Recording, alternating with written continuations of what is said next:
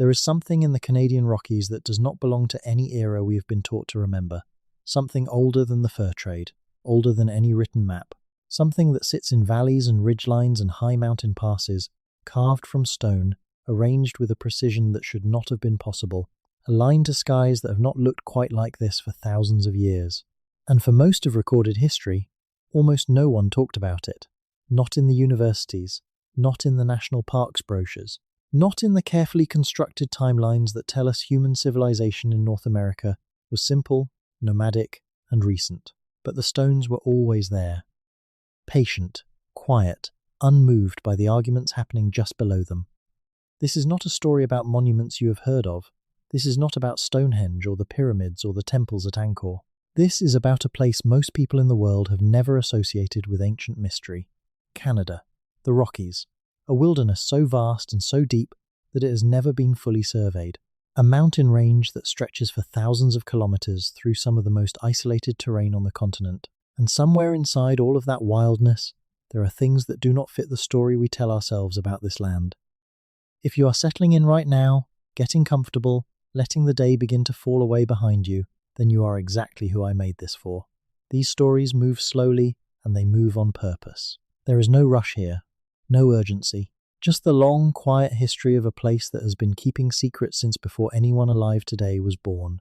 And if you find yourself starting to drift somewhere in the middle of all of this, that is perfectly fine. That is more than fine. That is the point. If you're watching this to fall asleep, that's exactly why I make these videos. Maybe subscribe and let me know where are you right now and what time is it. The first thing you need to understand about the Canadian Rockies is the scale.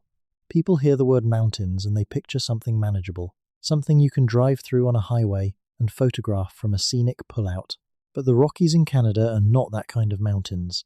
They are a different category of landscape entirely. The main ranges run from the American border in the south all the way up through British Columbia and Alberta, continuing into the Yukon and eventually meeting the subarctic plateau, and they are flanked by subsidiary ranges and foothills and hidden valleys that have not been walked by any documented human foot in the entirety of recorded history. There are drainages in those mountains where the water runs into rivers that eventually reach the Pacific, and no government survey crew has ever followed those drainages to their source. There are glaciers retreating right now and revealing ground that has been covered in ice for 10,000 years, and sometimes, when that ice pulls back, what is underneath it is not what anyone expected. Glaciologists working in the Columbia Icefield region in the mid-1990s began to notice something that was difficult to explain away. As the glacial margins retreated, particularly along certain east-facing slopes, where the meltwater ran in seasonal patterns, they kept finding stones. Not just stones. Arranged stones, flat-faced granite slabs positioned upright in the ground, oriented in ways that seemed deliberate.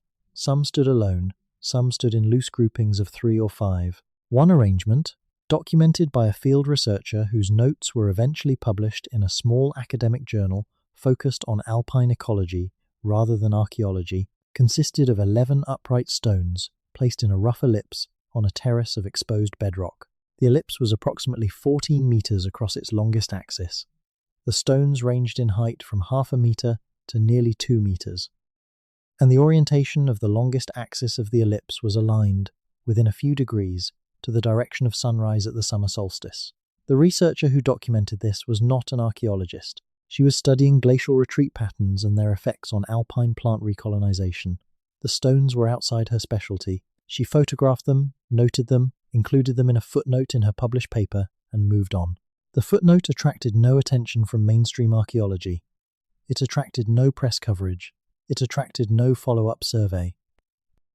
The stones sat in their terrace above the ice field, and the seasons continued to pass, and the glaciers continued to pull back, and eventually, a few hikers started reaching the area along a route that had only recently become passable. Some of them noticed the stones. Some of them took photographs. And slowly, in the way that things spread in the age of the internet, the photographs began to circulate among people who were interested in questions that academic archaeology preferred not to ask.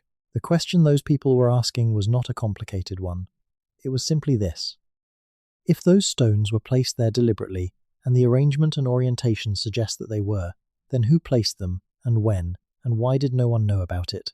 The official answer from the institutions that govern Canadian prehistory is that the indigenous peoples of the region, primarily the Stoney Nakoda, the Blackfoot Confederacy, and various Ktunaxa and Secwepemc groups, did not build permanent stone monuments in high alpine settings.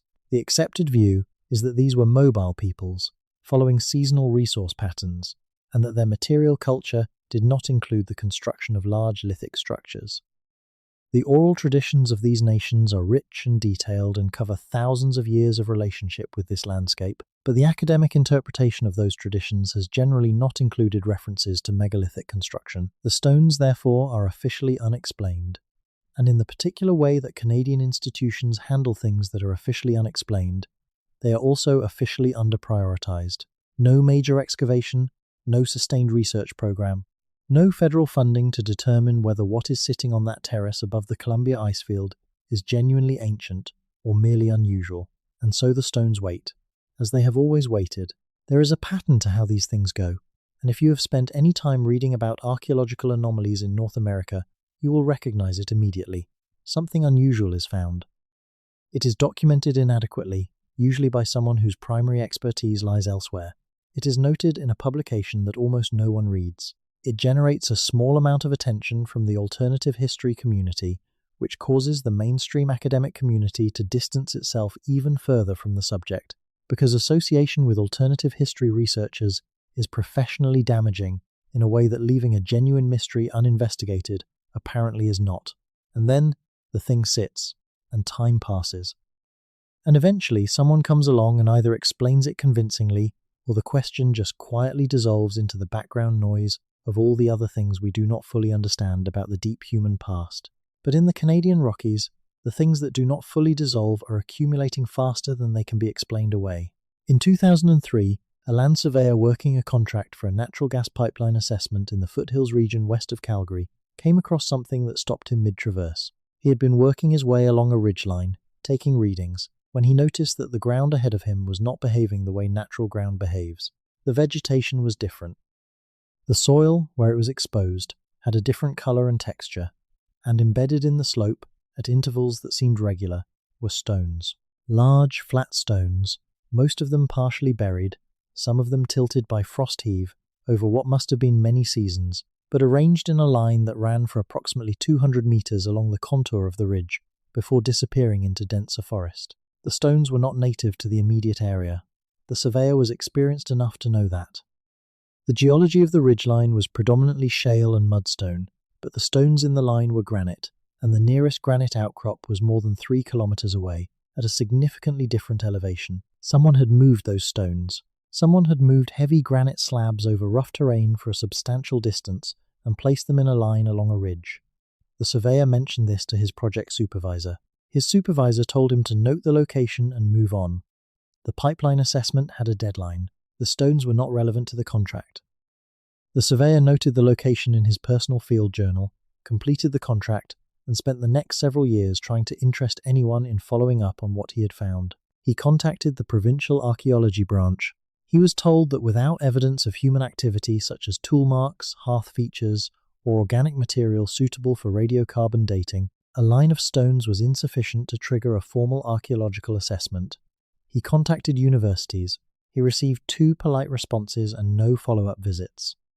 He eventually found his way to an informal network of researchers, mostly amateur, who were mapping and cataloguing anomalous stone features across Western Canada, and he added his ridge to their growing database. That database, as of the last time anyone published any summary of its contents, contained over 300 individual sites across British Columbia, Alberta, and the Yukon.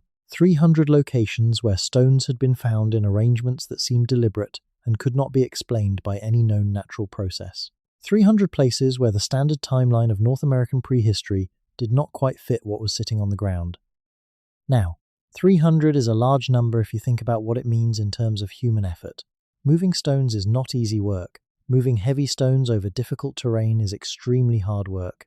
And doing it with enough precision and intentionality to leave alignments and orientations that correspond to astronomical events requires not just physical effort but planning, knowledge, a reason. No culture does this kind of thing casually. Stone monuments are investments. They represent something a community considers important enough to dedicate significant resources to. And that means that whatever culture produced these 300 sites was not a small, scattered, improvised group of wandering foragers. It was something more organized, something with traditions and knowledge and continuity across generations, something that persisted long enough in one place, or returned to one place reliably enough, to build and maintain a material culture in stone. The question of who that culture was is the question that sits at the center of everything, and it is also the question that is hardest to answer, because the stones do not come with names attached. They do not come with inscriptions, at least none that have been definitively decoded. They do not come with accompanying organic material that radiocarbon dating can easily interrogate. Stone does not rot. It does not leave behind the kind of evidence that archaeology is best at finding. And in the Rockies, where soil conditions are harsh and acidic, and the cycles of freezing and thawing are relentless, even the features that might have accompanied stone structures, wooden posts, bone tools, ash from fires, have often been destroyed by time and weather. What remains is only the stone. And the stone says very little except that it was placed there by someone who knew what they were doing. There are, however, a handful of sites where something more durable than wood and bone has survived. And those sites are the ones that have driven the most sustained, if still largely unacknowledged, research. High in the Kananaskis country, in a zone of the Rockies that is technically protected as provincial land, but is so remote that enforcement of any kind of protective designation is largely theoretical, there is a cliff face that geologists had mapped decades ago as bearing what they classified as natural striations in the rock. Striations are common in mountain geology. They are marks left by glacial movement, by water erosion, by the slow grinding of stone on stone over millions of years. But in 1987, a recreational climber working a new route on this cliff face noticed that some of what had been mapped as natural striations formed patterns that did not match any known geological process.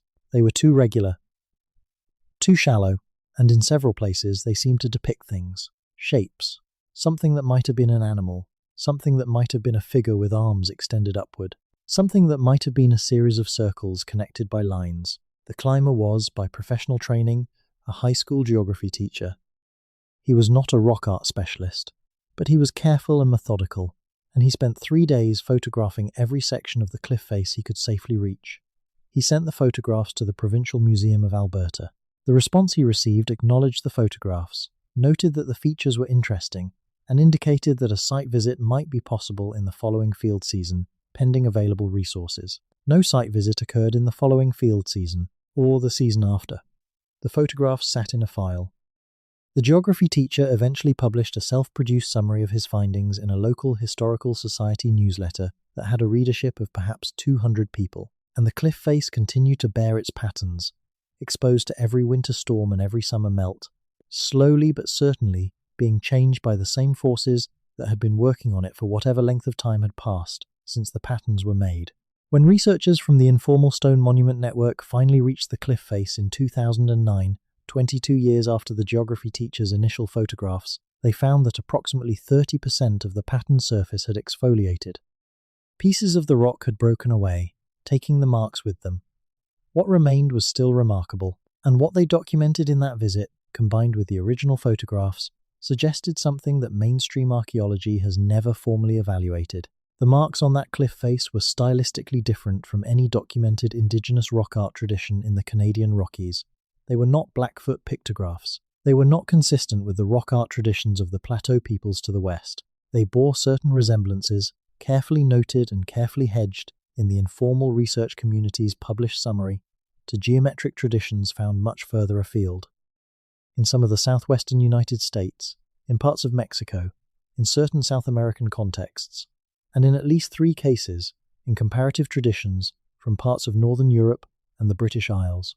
That last comparison is the one that tends to make academic archaeologists most uncomfortable. Not because it is obviously wrong, but because what it implies, if you follow it to its logical conclusion, is something the established timeline of North American prehistory is not structured to accommodate. It implies contact, movement of people or ideas or symbols across distances that the conventional model of pre-Columbian North America does not allow for.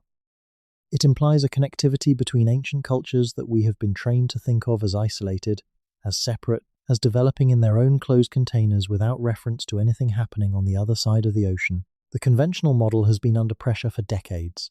not because of fringe researchers, but because of mainstream science. The genetic data collected from ancient North American remains, as sequencing technology has improved, keeps producing results that do not fit neatly into the simple Beringia crossing model. There are signatures in ancient genomes that seem to come from populations with Australasian affinities. There are signatures that align with ancient European populations. There are patterns in the distribution of certain genetic markers that suggest the settlement of the Americas was not a single event, but a complex, multi-phase process involving multiple source populations arriving at different times by different routes. The people who were living in the Canadian Rockies 10,000 years ago, or 12,000 years ago, or 15,000 years ago, were not a homogeneous group descended from a single crossing of a land bridge. They were the descendants of a complicated human story that we are only beginning to be able to read through the molecules preserved in ancient bone.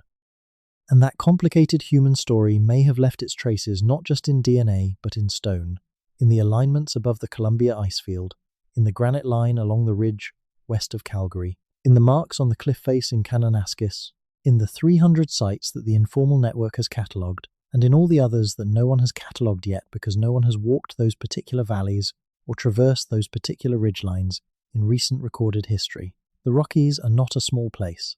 That bears repeating. You could hide multiple civilizations in the Rockies, and the rest of the world might not know for a very long time. The mountains are not gentle, they do not invite casual exploration. The passes that allow movement between ranges are few and often accessible only in summer.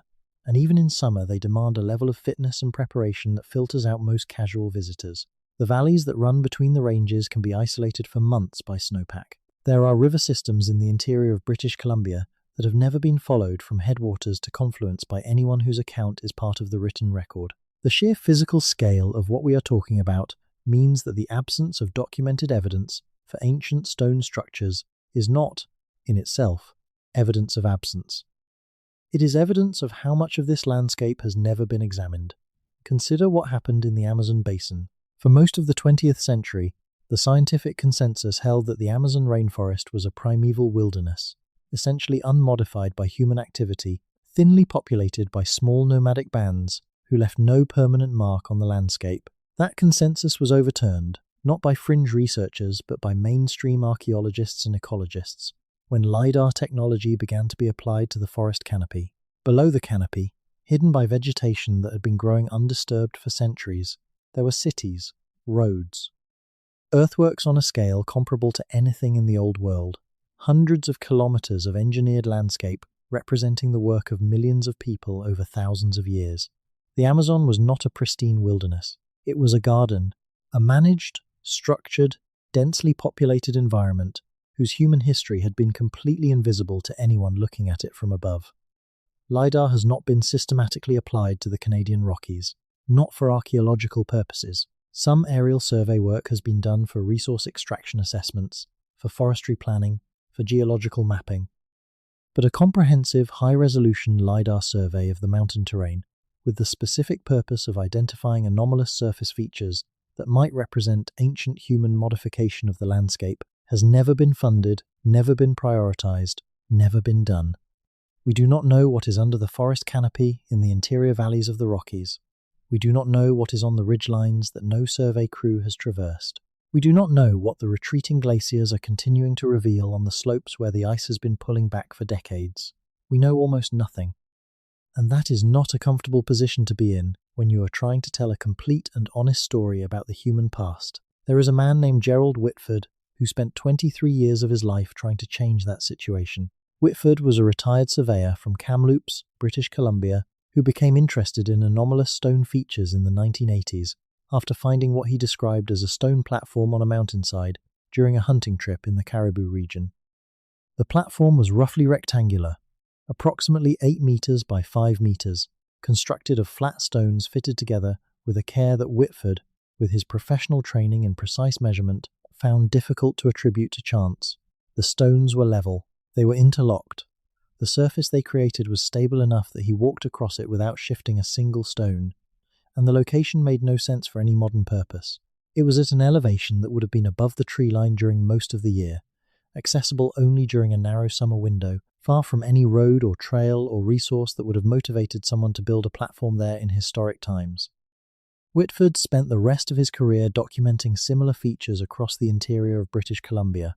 He developed his own classification system for the types of stone arrangements he encountered. He trained himself in enough archaeology to understand what the formal discipline would require before taking his sites seriously. He collected soil samples from beneath stones where possible and submitted them for analysis. He documented tool marks on stone surfaces wherever he could find them. He kept meticulous field notes and photographic records. And he wrote, in his final years before his death in 2011, a summary of his 23 years of fieldwork that he was unable to get published by any academic press or mainstream magazine or newspaper. That summary, which has since circulated in photocopied and later digitized form among the informal research community, documents 47 individual sites across a range of approximately 800 kilometers in the BC interior. 47 sites, Beitford's professional assessment, informed by years of survey work and careful self-education in archaeological method, concluded that the stone features present were of deliberate human origin and could not be explained by any natural, geological, or geomorphological process. 47 sites where no formal archaeological assessment has ever been conducted, where no radiocarbon dates have ever been obtained, where no institutional resources have ever been directed. 47 sites. And that is the work of one retired surveyor operating on his own time and with his own resources over 23 years. The informal network that built on Whitford's work has documented many more, and the question that sits behind all of them is the same question: who and when?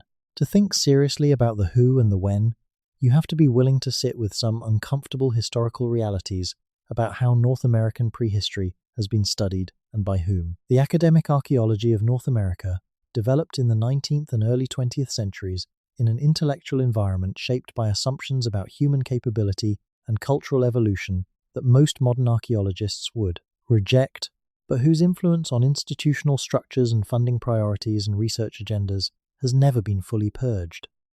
The idea that ancient North Americans were simple, that their cultures were less complex than those of the Old World, that the Americas before Columbus were a kind of blank space in the story of human civilization, these ideas were never entirely true, but they were so deeply embedded in the institutional foundations of American and Canadian archaeology that dislodging them has been the work of generations and is still not complete. When Cahokia, the great Mississippian city near what is now Street, Louis, was first being studied in the 19th century, early researchers refused to attribute its construction to the ancestors of any living Native American people. They invented a lost race of mound builders, a mysterious vanished civilization that had supposedly been wiped out before the peoples Europeans encountered at contact. The mound builder myth was scientifically disproven by the 1890s. The extensive earthworks of the Mississippi Valley were clearly and demonstrably the work of peoples ancestral to the historic tribes of the region. But the myth persisted in popular culture for generations, and the academic overcorrection to it, the determination to never again attribute ancient North American achievements to unknown or non-Indigenous sources, has sometimes made it difficult to ask legitimate questions about cultural connections and population movements that the genetic and archaeological evidence increasingly suggests were real. In the Rockies, this dynamic plays out in a particular way. The indigenous nations of the region are the rightful authorities on the history of their relationships with this land. Their oral traditions carry knowledge that spans thousands of years and that academic archaeology has repeatedly underestimated. But academic archaeology, in its determination to resist the kind of romanticized speculation that produced the mound builder myth, has also been reluctant to engage with evidence that does not fit comfortably within the frameworks it has established. And the stone features of the Rockies are evidence that does not fit comfortably within any established framework. Some Indigenous knowledge keepers have spoken about the old stones in ways that suggest a much more complex relationship with the landscape's built environment than the official archaeological narrative acknowledges. Elders from the Stoney Nakoda Nation have, in recorded interviews conducted by independent researchers rather than academic archaeologists, described the high places of the Rockies as places of power that were known and used by people who came before the peoples of the current era. Not just before living memory, not just before European contact, but before, in a deep time that even the oral traditions approach with a kind of reverence for its distance. The people who made those places, according to some of these accounts, were not the direct ancestors of the nations currently living in the region. They were something earlier, something that was already here, already using these mountains, already marking them, when the ancestors of the current nations arrived. This is a significant statement, and it is one that mainstream archaeology is poorly equipped to evaluate, because it requires taking oral traditions seriously as a historical source, calibrating it against material evidence, and being willing to follow the implications wherever they lead, even if they lead somewhere inconvenient.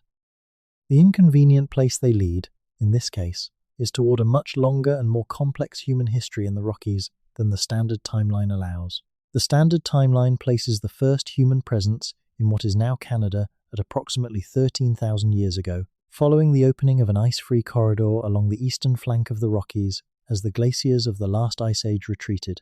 People moved south through this corridor, in this model, and became the Clovis culture and all the other early cultures of the Americas. It is a clean, linear narrative, one direction of movement, one time period, one founding event. The problem with this narrative is that the evidence keeps refusing to behave. Pre-Clovis sites have been documented across both North and South America. The Monteverde site in Chile, rigorously excavated and rigorously dated, places human presence in South America at least 14,500 years ago, which means humans were in the southern cone of the continent before the ice-free corridor in the Canadian Rockies had even fully opened. The Paisley Caves in Oregon have produced coprolites, fossilized human feces, dated to more than 14,000 years ago.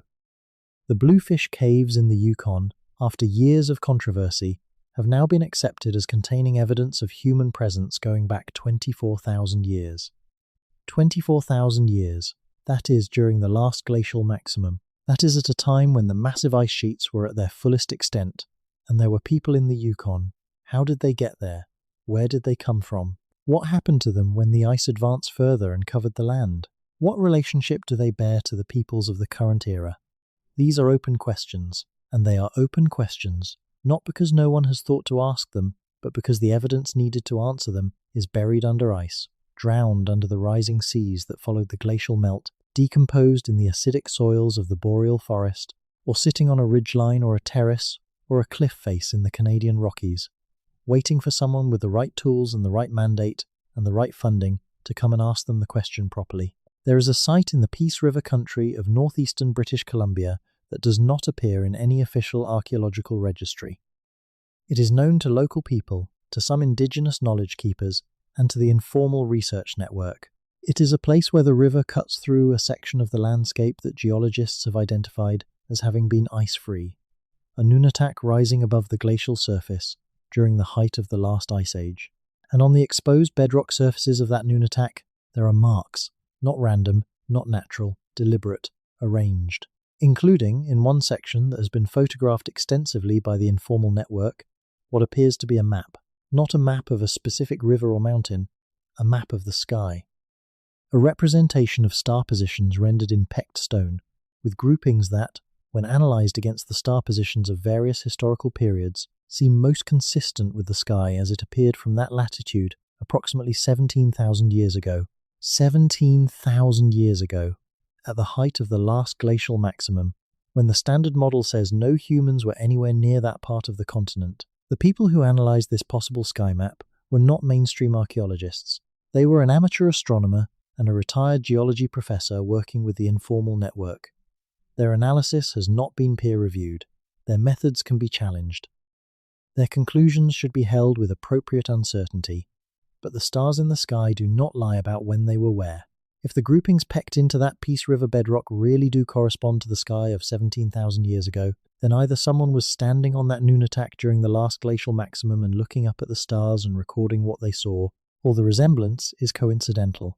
Those are the options, and the tools to determine which option is correct do exist. They have simply not been applied here, because the formal institutions that could apply them have not been directed toward this site, and are unlikely to be directed toward it anytime soon. What would it mean if someone really was standing on a nunatak in northeastern British Columbia during the last glacial maximum, looking up at the stars? What kind of people were they? How had they survived? Where had they come from? What happened to them as the climate changed and the ice advanced and receded, and the world around them was transformed? Did their descendants survive? Are there living people today who carry in their DNA the signature of those ancient watchers on the ice-free island in the middle of the glacial world? These are not small questions. They are among the largest questions we can ask about the human story on this continent, and the answers to them may be partly sitting in the stones of the Canadian Rockies, partially submerged under the retreating glaciers, partially encoded in the genomes of the people whose ancestors have lived in this landscape since before the last ice age ended. The genetic evidence deserves more attention than it typically receives in popular discussions of this subject. When researchers published the first comprehensive ancient DNA analysis of indigenous North American populations in the mid-2010s, they found something that the Beringia-only model could not easily explain. There was a signal in some ancient North American genomes that was not present in modern Siberian populations, the populations from whom the Clovis founders were supposed to have descended. This signal, sometimes called the population Y signal or the Australasian signal, pointed to an ancestral connection with populations in South and Southeast Asia, and possibly Australia, that could not have arrived via the Beringia route at the time the standard model specifies. This signal is found in some living indigenous South American populations, and in the ancient DNA of some archaeological samples from the Southern Americas. It implies a founding population that was different from, and possibly arrived before, the ancestors of the Clovis culture. There is also, in the ancient DNA record, a signal in some North American samples that points toward ancient European populations, not modern Europeans. Ancient Eurasian populations of the kind that were living in what is now Russia and Eastern Europe during the Upper Paleolithic. The Malta child, an ancient Siberian genome sequenced from a site near Lake Baikal, dates to approximately 24,000 years ago and shows this same ancient Eurasian signature. And traces of this signature appear in some ancient North American genomes in ways that suggest the connection was direct and early, not a later arrival via Siberia in the conventional sense. What this means for the question of who built the stone features of the Canadian Rockies is that the answer may be more complicated than anyone currently knows how to articulate. It may not be a single culture, it may not be a continuous tradition. It may be multiple layers of human presence going back much further than 13,000 years, with different populations arriving at different times, establishing relationships with the landscape, building things, marking things, and then transforming or dispersing or being replaced or absorbed, leaving behind the stones as the most durable trace of their presence. The mountains do not keep track of the people who pass through them the way we might wish they would. They record in stone what was built in stone. Everything else, the languages, the knowledge systems, the social structures, the names that people gave to themselves and to the peaks and valleys around them, is gone, dissolved into the long silence of deep time. What we have is the stone, and the stone is enough to tell us that something was here for a very long time, something that understood this landscape, that moved through it with purpose, that looked up at the sky and found it meaningful and worthy of recording, something that we have not yet fully reckoned with. The work of reckoning with it has begun in a small and underfunded and largely unofficial way. The informal network of researchers who have been cataloguing sites across Western Canada has, in recent years, made contact with some researchers from formal academic institutions who are willing to engage with the question, even if they cannot do so publicly, under the banner of their institutions. There are archaeologists who have visited some of these sites on their own time. There are geologists who have lent their expertise to questions about the non-local origin of stones used in certain features. There are Indigenous knowledge keepers who have begun to share more of what has been preserved in oral traditions, not with mainstream institutions that have historically treated that knowledge extractively, but with researchers who approach it with appropriate respect and reciprocity. This is slow work. It is fragile work. It exists in the gap between what the established institutions are willing to fund and what the evidence seems to require. And it is work that may not produce definitive conclusions in any of our lifetimes. The Rockies are too large, the evidence is too scattered, the funding is too inadequate, the institutional resistance is too entrenched. But the work continues, because the questions are too important to leave unanswered, and because the stones are too patient and too numerous to be dismissed. There is a quality to the high Rockies in early autumn, just after the first snow has dusted the peaks but before the valleys have closed in, when the light is low and golden and the aspens are still holding their yellow, that makes everything feel very old. The rock faces have been there for hundreds of millions of years. The glaciers have been there for tens of thousands. The stones arranged on the terraces and ridgelines have been there for a span of time that we cannot currently determine, but that may be longer than anything we have been prepared to consider. Standing in that light, looking at one of those arrangements, the intellectual question of who put them there becomes something slightly different.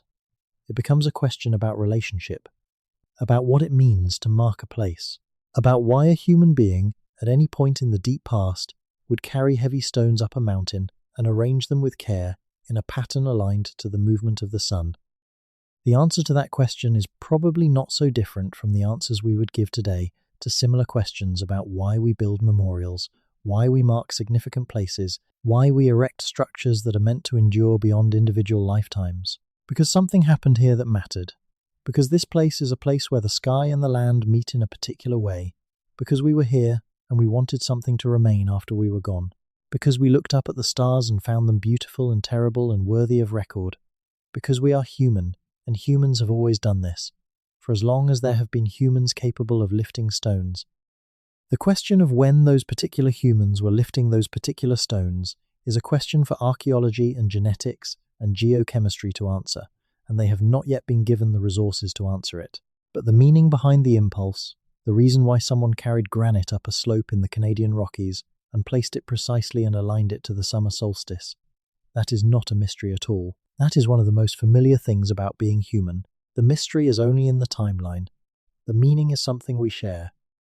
One of the most striking aspects of the sites documented in the Informal Networks database is the way certain of them cluster around specific geographic features, not randomly distributed across the landscape, but concentrated at particular elevations, along particular ridgelines, near particular passes, at the edges of particular valleys. This clustering is itself a form of information. It suggests that whoever was placing these stones was not doing so randomly. They were choosing locations based on criteria. And when researchers have tried to identify what those criteria might be, several patterns emerge. Many of the sites are located at natural waypoints, places where terrain naturally funnels movement, where a traveller crossing the mountains by the most efficient route would necessarily pass heads. River confluences, prominent outcrops visible from multiple directions that could serve as navigation landmarks. This distribution is consistent with the idea that at least some of the stone features served a practical function in a system of landscape navigation, marking routes through difficult terrain for people who needed to move through the mountains reliably and safely. The same logic underlies cairn systems in every mountain culture in the world, from the Scottish Highlands to the Himalayas. You mark the way so that others can follow, even in poor visibility, even in conditions where the natural landmarks are obscured. But some of the sites cluster at locations that have no obvious practical navigational value. High terraces with no clear view of adjacent passes, isolated outcrops that are out of the way of any efficient travel route, deep valley floors that seem chosen for acoustic properties rather than visibility, places where sound carries in unusual ways due to the shape of the surrounding terrain. This second category of sites suggests something different. Not navigation, not practicality. Something that we might, with appropriate hedging, call ceremonial. Places that were chosen because of what they felt like or sounded like or looked like at particular times of year, rather than because of where they sat in the practical geography of mountain travel. The acoustic sites are particularly interesting. The attention to acoustics in ancient stone sites is a phenomenon that has been documented in other contexts. Certain chambers in Neolithic monuments in Britain and Ireland are acoustically remarkable, producing resonance and echo effects that researchers have suggested were intentional, that were part of the purpose of the structures, rather than incidental byproducts of their construction. Some of the deep valley sites in the Canadian Rockies, where stone features are present, sit in terrain that produces similar acoustic effects. Standing among the stones at certain sites, sounds carry and reflect in ways that make the valley feel inhabited, resonant, alive with echoes that could easily seem, to a mind attuned to hearing the world in those terms, like the voices of something present in the landscape itself. We cannot know with certainty whether the people who placed stones in those valleys were responding to the acoustics of the place. We cannot know whether they heard what we would hear standing there and felt what we might feel. But we can note that the same logic that led Neolithic peoples in other parts of the world to build resonant chambers and mark acoustic landscapes seems to be potentially present here as well. And that is another thread connecting the stone features of the Canadian Rockies to a broader global tradition of prehistoric landscape marking that seems to reflect consistent human responses to consistent human experiences, regardless of where and when those experiences occurred. The global distribution of stone monument traditions is one of the most persistent puzzles in archaeology. From the megalithic tombs of Atlantic Europe to the stone circles of sub-Saharan Africa, to the platform mounds of Polynesia, to the cairn systems of the Arctic, to whatever is sitting on those terraces above the Columbia icefield, there is something in human beings that, given stone and time and motivation, tends toward the construction of durable markers in the landscape. The specific forms vary enormously. The specific meanings vary enormously. But the impulse seems consistent across cultures that had no known contact with each other, across time periods spanning thousands of years, across every inhabited continent on Earth. The explanation for this consistency that requires the fewest additional assumptions is that it reflects something universal about human perception and response to landscape. That certain features of the environment, high places, confluences, acoustically remarkable terrain, locations where astronomical events are dramatically visible, naturally evoke the same kinds of responses in human beings, regardless of when or where those human beings are living. That stone is the most available durable material in most mountain environments, and therefore becomes the medium through which those responses are expressed. That the forms the responses take in stone, alignments, circles, cairns, platforms, tend towards similar shapes, because the geometry of landscape marking and astronomical alignment naturally tends that way. This is a satisfying explanation as far as it goes, but it does not rule out another possibility, which is that the similarities between stone monument traditions in different parts of the world also reflect, in some cases, actual cultural connection, actual movement of people or ideas or practices across distances that the conventional model of prehistory considers prohibitive. The genetic evidence already tells us that the early populations of the Americas were more diverse and more connected to global populations than the simple Beringia model suggests. The maritime technology evidence from coastal populations, particularly on the Pacific coast, increasingly points toward a capacity for open ocean voyaging far earlier than conventional history acknowledges. The Kelp Highway hypothesis, which proposes that early coastal peoples moved rapidly down the Pacific coast of the Americas following the rich marine resources of the kelp forest ecosystem, suggests a mechanism for rapid, sustained population movement along a route that leaves very little archaeological evidence because it was largely underwater, drowned by rising sea levels.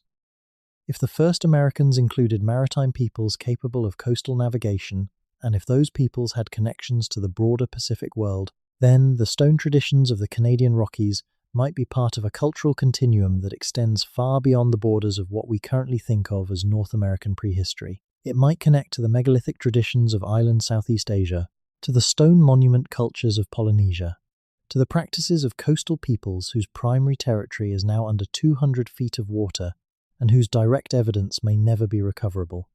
These are speculations. They are honest speculations, grounded in what the evidence permits rather than what it proves. The distinction matters. The informal research community sometimes struggles with that distinction, tending to leap from suggestive evidence to confident conclusion in ways that make the formal academic community more reluctant to engage rather than less. The formal academic community, on the other side, sometimes uses the speculativeness of the conclusions as a reason to ignore the evidence entirely, which is a different kind of error. Both errors are costly. Both errors leave the stones undated and the questions unanswered. What the situation calls for is something that is not currently available in sufficient quantity, which is patient, rigorous, well-funded, institutionally supported research directed at a genuine mystery, not motivated reasoning in either direction, not a determination to prove that something extraordinary is here, and not a determination to prove that it is not.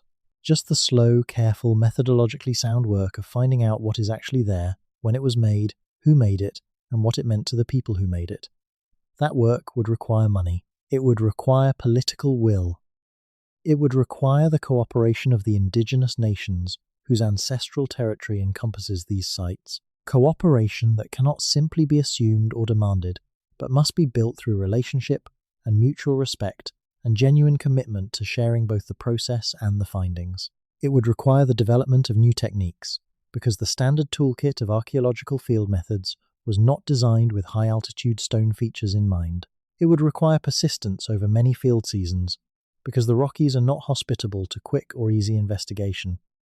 It would require the willingness to follow the evidence wherever it leads, even if it leads somewhere that requires revising what we thought we knew. None of this is impossible. All of it is simply unprioritized. And the reasons it is unprioritized are worth examining. because they are not purely scientific. They are institutional, political, economic. The history of archaeological funding in Canada has been shaped by the same forces that shape any institutional enterprise. Resources flow toward projects that are likely to produce results that fit within existing frameworks. Projects that might require significant revision of existing frameworks are harder to fund, because the potential political and institutional cost of that revision is difficult to calculate and easy to fear. Better to leave the stones alone.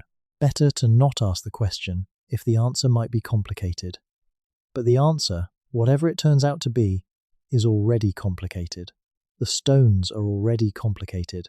They are already there, arranged on their terraces and ridgelines and valley floors, carrying their implications whether or not anyone follows up on them. The only question is how long we wait before we commit to finding out what they mean. The glaciers are not waiting. They are pulling back on their own schedule, indifferent to our timelines and our institutional priorities. Every year, more ground is exposed that has been covered in ice since before the first Europeans set foot on this continent. Every year, some of that newly exposed ground contains things that were not in the inventory of the known. Sometimes those things are biological, the preserved remains of ancient organisms that tell us about the ecology of a different climate. Sometimes they are geological, formations that reveal the history of the ice itself. And sometimes, increasingly often as the retreat accelerates, they are human, artifacts, features. The physical traces of people who were in these mountains before the ice came, or perhaps during brief warm periods within the glacial cycles, or perhaps in ways we have not yet conceived of. The window for studying some of these features is finite.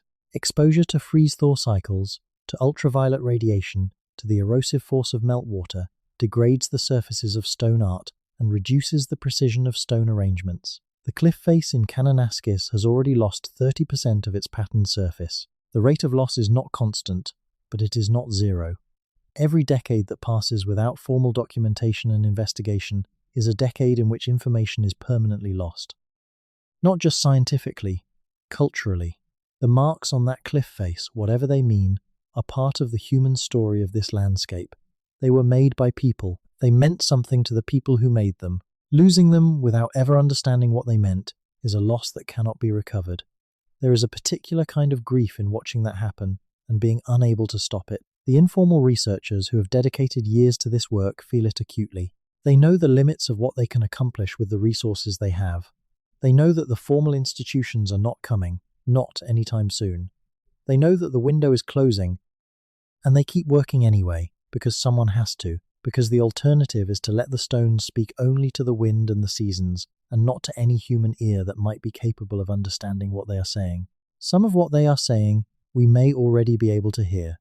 Not the specific words, not the proper names or the ceremonial purposes, or the navigational systems that these features may have been part of, but the broader register, the tone, the emotional frequency of beings who looked at these mountains and found them worthy of effort, who carried stones up slopes and set them precisely and aligned them to the sky and left them there as an act of relationship with the landscape, who said, "In stone, we were here.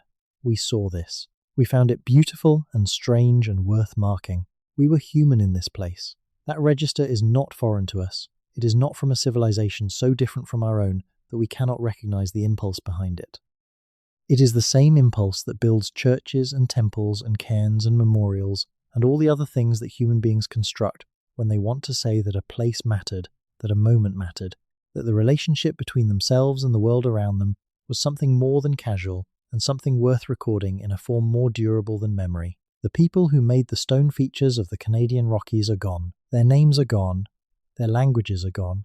The specific knowledge they carried about these mountains, the routes and the seasonal patterns and the names of the passes and the histories of the people who came before them is gone, or transformed beyond recognition into the oral traditions of peoples whose own relationship to this landscape has been complicated by the disruptions of the past 5 centuries. What remains is the stone. What remains is the care that was put into the stone. What remains is the alignment to the sky. And what remains, in the bodies of the people who have lived in and around these mountains since before the modern nations carved up the land with their borders and their administrative categories, is the DNA, the ancient genetic inheritance that carries, in its patterns, the trace of every population that has ever been here. That trace is patient too. It does not expire. It does not erode in the freeze-thaw cycle or fade in the ultraviolet radiation. It persists in living people and in ancient bone, waiting for the technology to read it and the will to ask it the questions it can answer. The technology is ready. The will is what we are waiting for.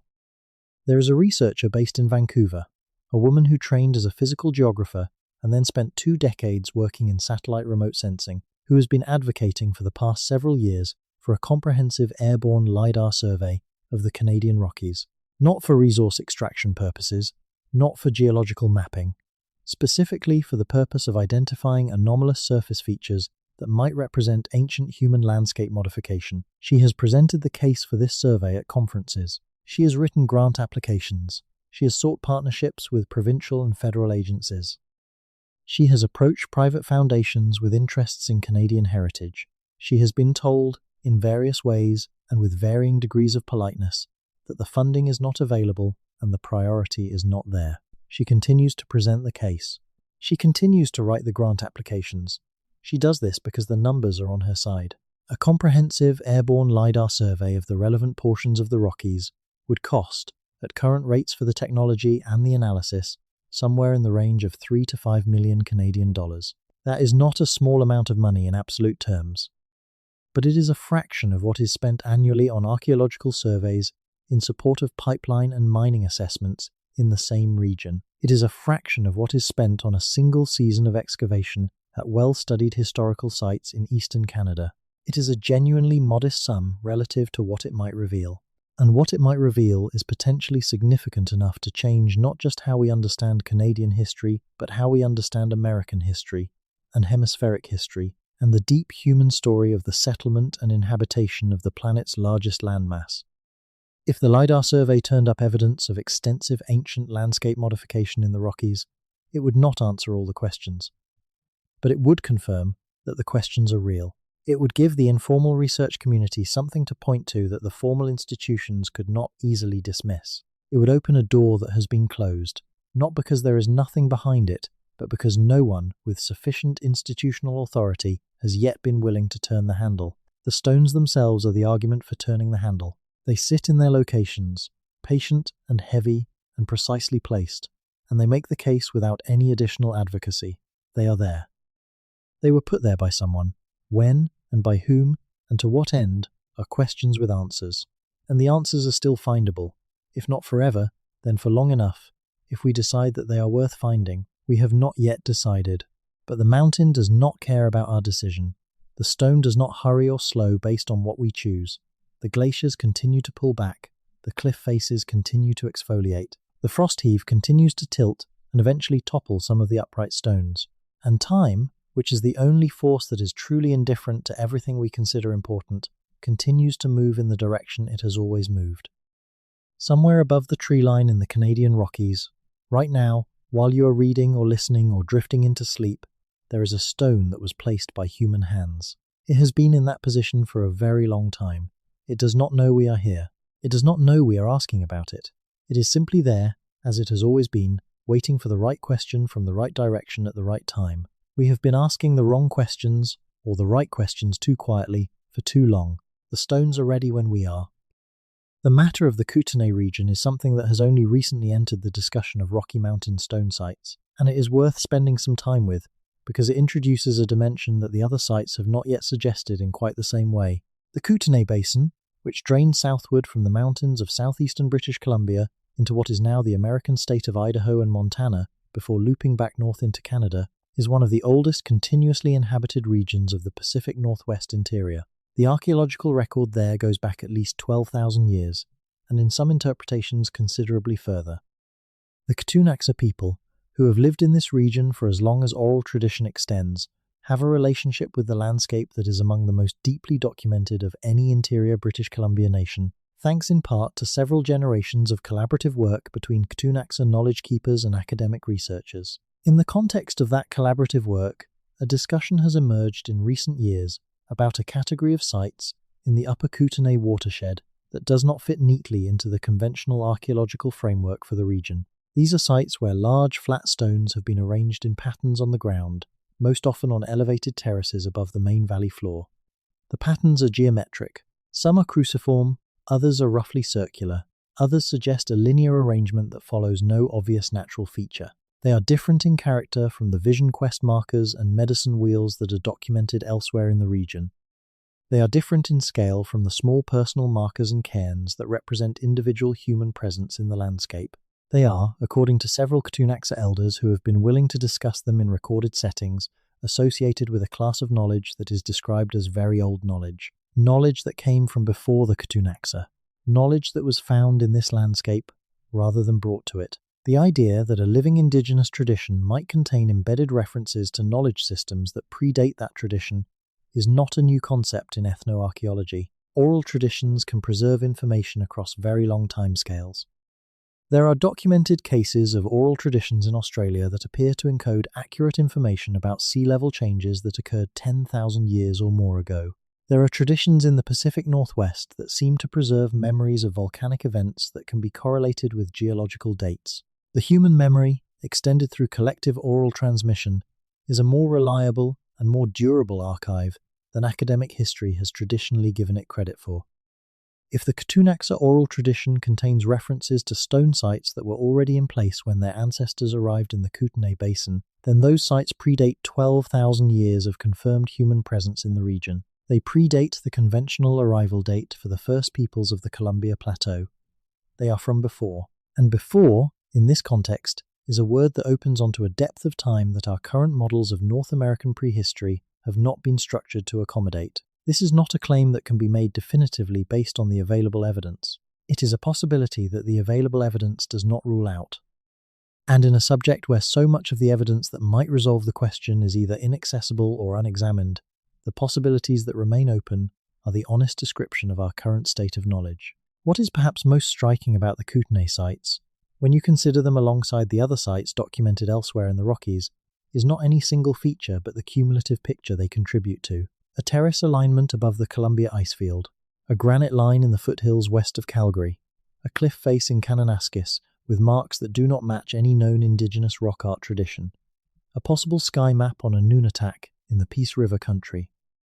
47 sites documented by one retired surveyor in the BC interior, 300 sites in the Informal Networks database across the broader Western Canadian mountain region, and now a class of geometric ground features in the Upper Kootenay watershed, associated by living oral tradition with a knowledge system that predates the current inhabitants of the land. Each of these things, taken alone, can be explained away.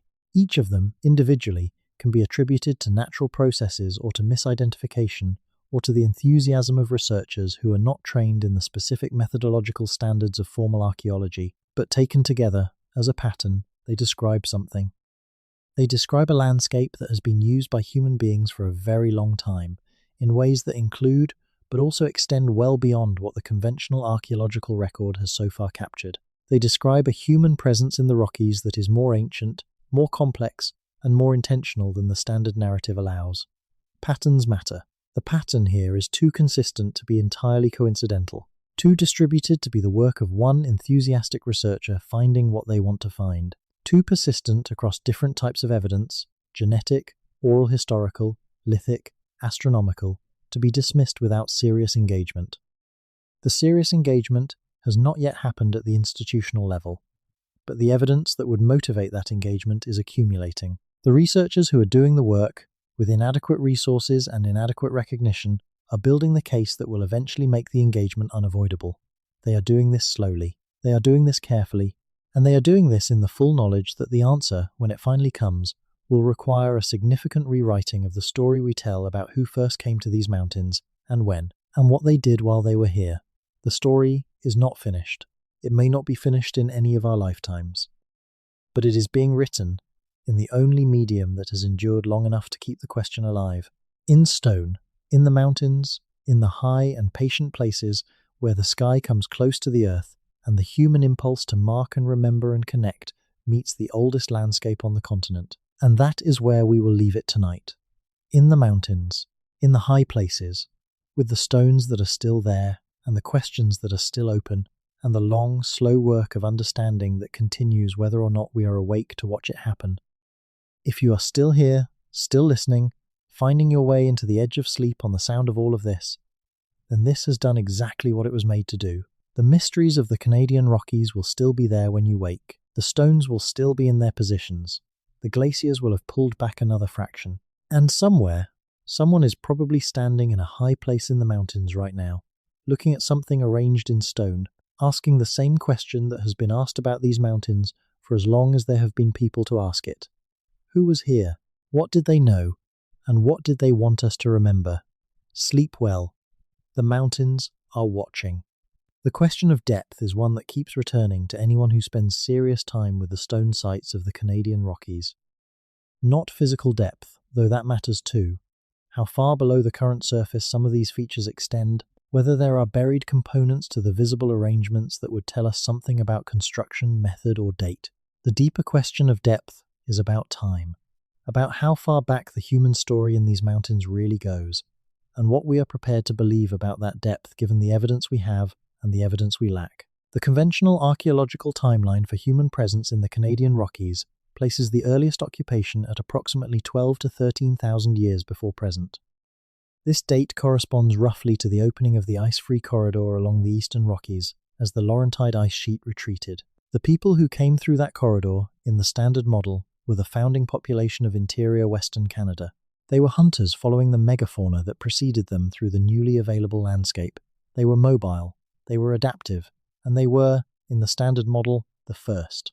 But the standard model has been under sustained pressure from multiple directions for several decades, and that pressure has not relented. The pre-Clovis sites that keep turning up across both North and South America are the most direct challenge. Monte Verde in Chile, with its 14,500-year-old dates. The Paisley Caves in Oregon with their human coprolites older than Clovis. The Bluefish Caves in the Yukon with evidence going back 24,000 years. Each of these sites was contested when first announced. Each of them has been subjected to intense methodological scrutiny. Each of them has survived that scrutiny and is now accepted in the mainstream archaeological literature as evidence of pre-Clovis human presence. And each of them makes it harder to maintain that the ice-free corridor opening was the founding event of human history in the Americas. If people were in the Yukon 24,000 years ago, they were in the Rockies. The Yukon and the Northern Rockies are not separate worlds. They are part of the same continuous mountain system. People who were living in the Beringia Refuge at the height of the last glacial maximum, sheltered in the areas that remained ice-free while the great sheets ground southward on either side, would have had access to the northern extensions of the Rocky Mountain system. They would have followed the resources of that system southward along the eastern front and along the intermontane valleys as conditions allowed. They would have been in the landscape for far longer than the ice-free corridor model suggests. What would 24,000-year-old human presence in the Rockies look like archaeologically?